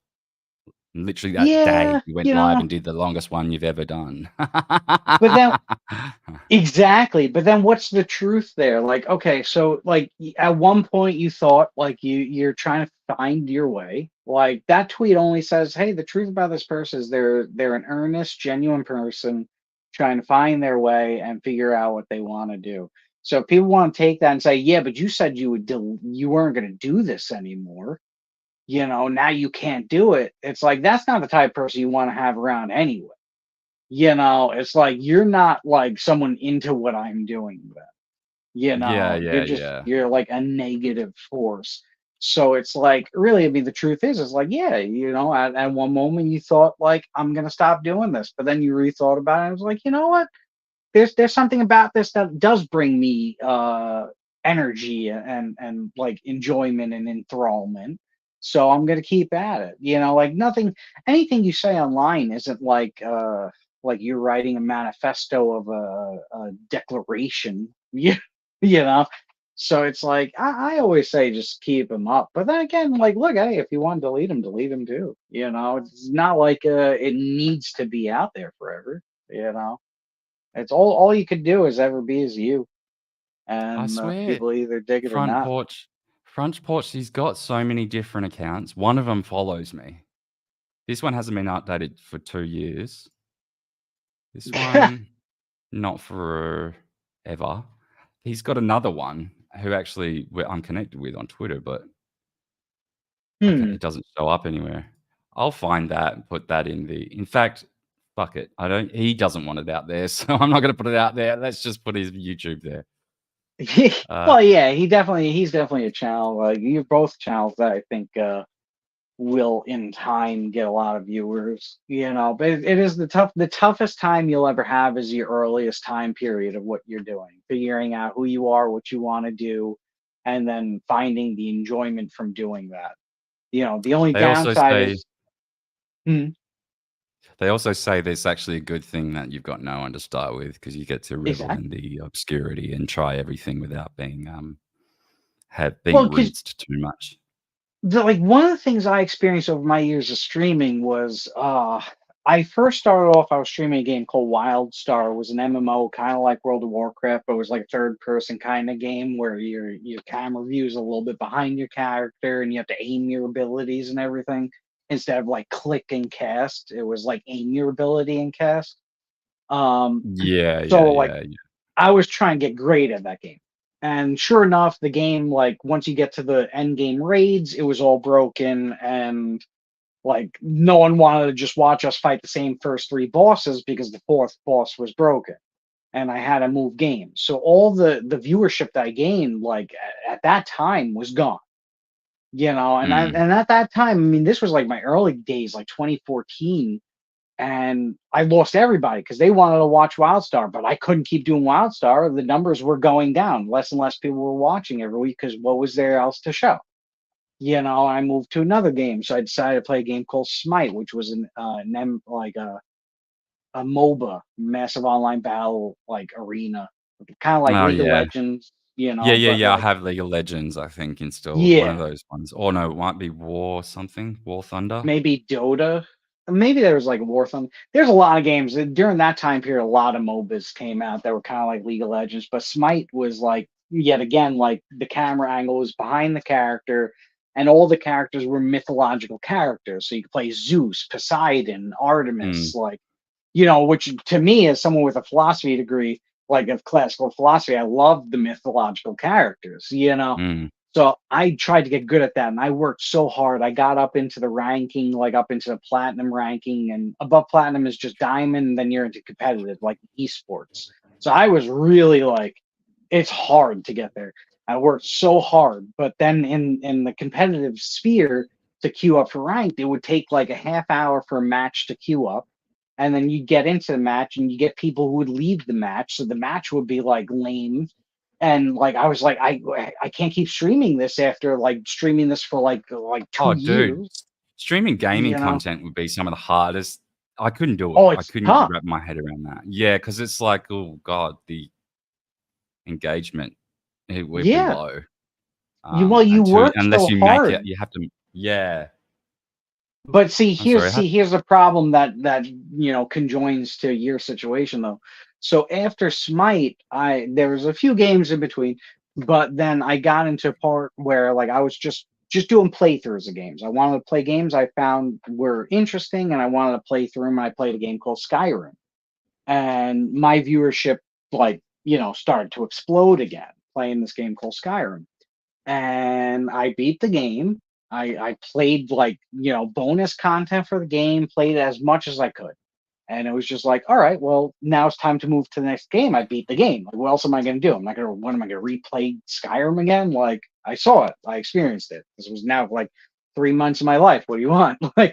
And at that point, everyone I gained was just for Skyrim, but not just for Skyrim. Like, whereas with Smite, where like everyone I gained was just for Smite, like they didn't hate me for moving on. They understood like the queue system and like it just wasn't working out.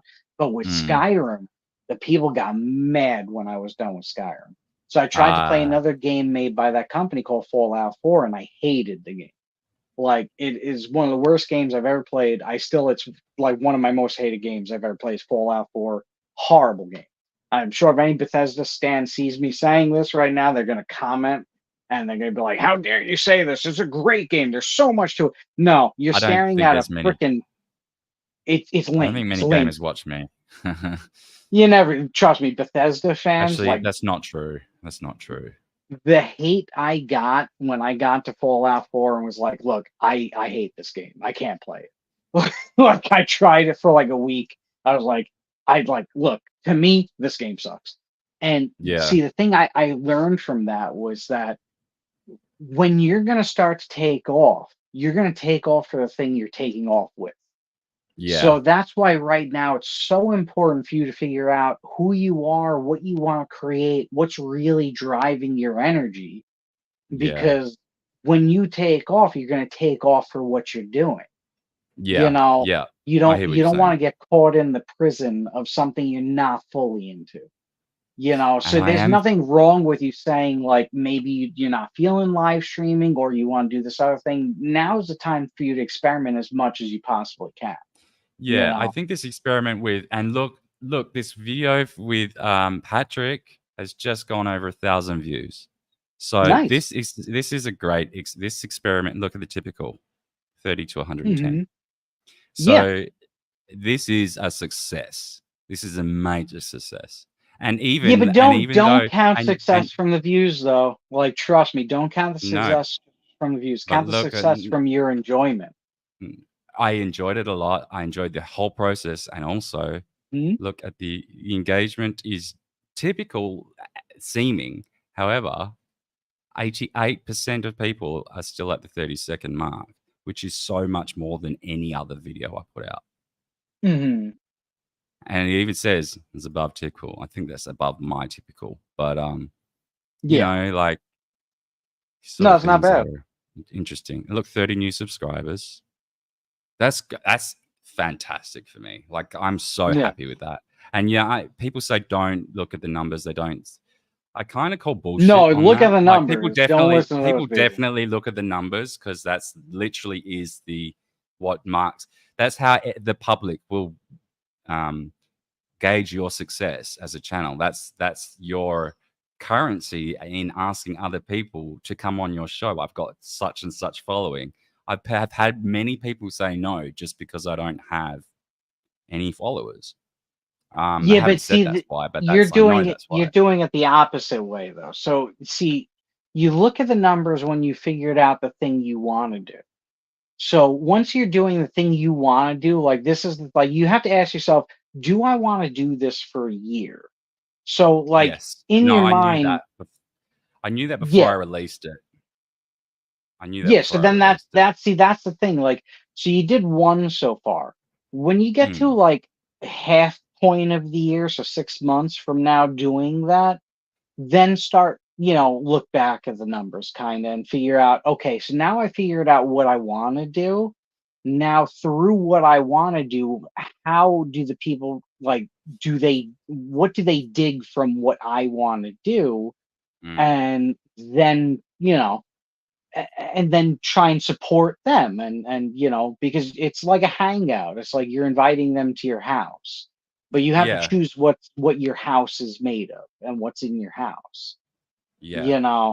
So like that's why it's like, yeah, you have to experiment, you have to figure out things, and yeah, you do have to pay attention to numbers, but you can't pay attention to the numbers to choose what your starting thing's gonna be. You have to No, otherwise choose it's for just gonna you. be like a chasing a digit, and that's fucking silly. Exactly. And it'll never work. Like you Like want to this, do this because it's fun. yeah. And then you're gonna get stuck into, playing Fallout 4 or lose all your Yeah. viewers, and it's Bef- like ugh. Before I end this stream, if anyone is feeling very generous, which it's tough times at the moment, so I know, but I'm going to put this up here anyway. If you are feeling generous, I need a new phone because this one is about to die. It's literally, I have to smash it on the table to get it to work now. And I'm a little bit anxious about what I'm going to do about it because I don't have enough money to get a new one. DanielClancy.live/donate if you'd like to contribute to my charity of buying a new phone. Anyway, Guilty, I think we Yeah. have to wrap it up because I got to run. We're at Yeah, 3 hours go 35. take a poop. Go I poop. gotta go poop. Now, I thank you very, very much for coming to Oh, great. Yeah. rescue me on my longest ever stream. Thank you guys for joining in the chat. I'd like to see you again next time, and I don't necessarily have anyone invited yet, but I think I will be doing that in the next couple of days. So for my next live stream, the Stateside Safari show. As far as the next episode of the Inverted Times, which I've only just sort of announced that name today. Looking forward to it. Yeah, I have a number of people in mind that I haven't necessarily confirmed yet, but it looks promising. So I don't have an upload schedule for that one, so that could come at any time. Ooh, that makes it more exciting now. Yeah, I think to start with, committing to an upload schedule for this other more involved production is going to be too much of a commitment to start with. So I want to be free to be able to do it once a month or once a week or once a fortnight, however I'm able to do it. You know what I mean? Mm-hmm. Well, you're still without learning. breaking Still promises. figuring it Yeah, out. while I'm yeah. But with that, I will. You got the runs. Yeah, not yet, but we don't know yet. I'm not sure. It could be a number 1.5. We'll see. A 3. It's a What's 3. the 3? What's the 3? It comes out with them when there's corn in it. It's diarrhea with corn. It's liquidy but whole. All right. This is oh my. All right, Guilty. Thank you, brother. Thank you, guys. I will see you again next week. Have a wonderful time. Later.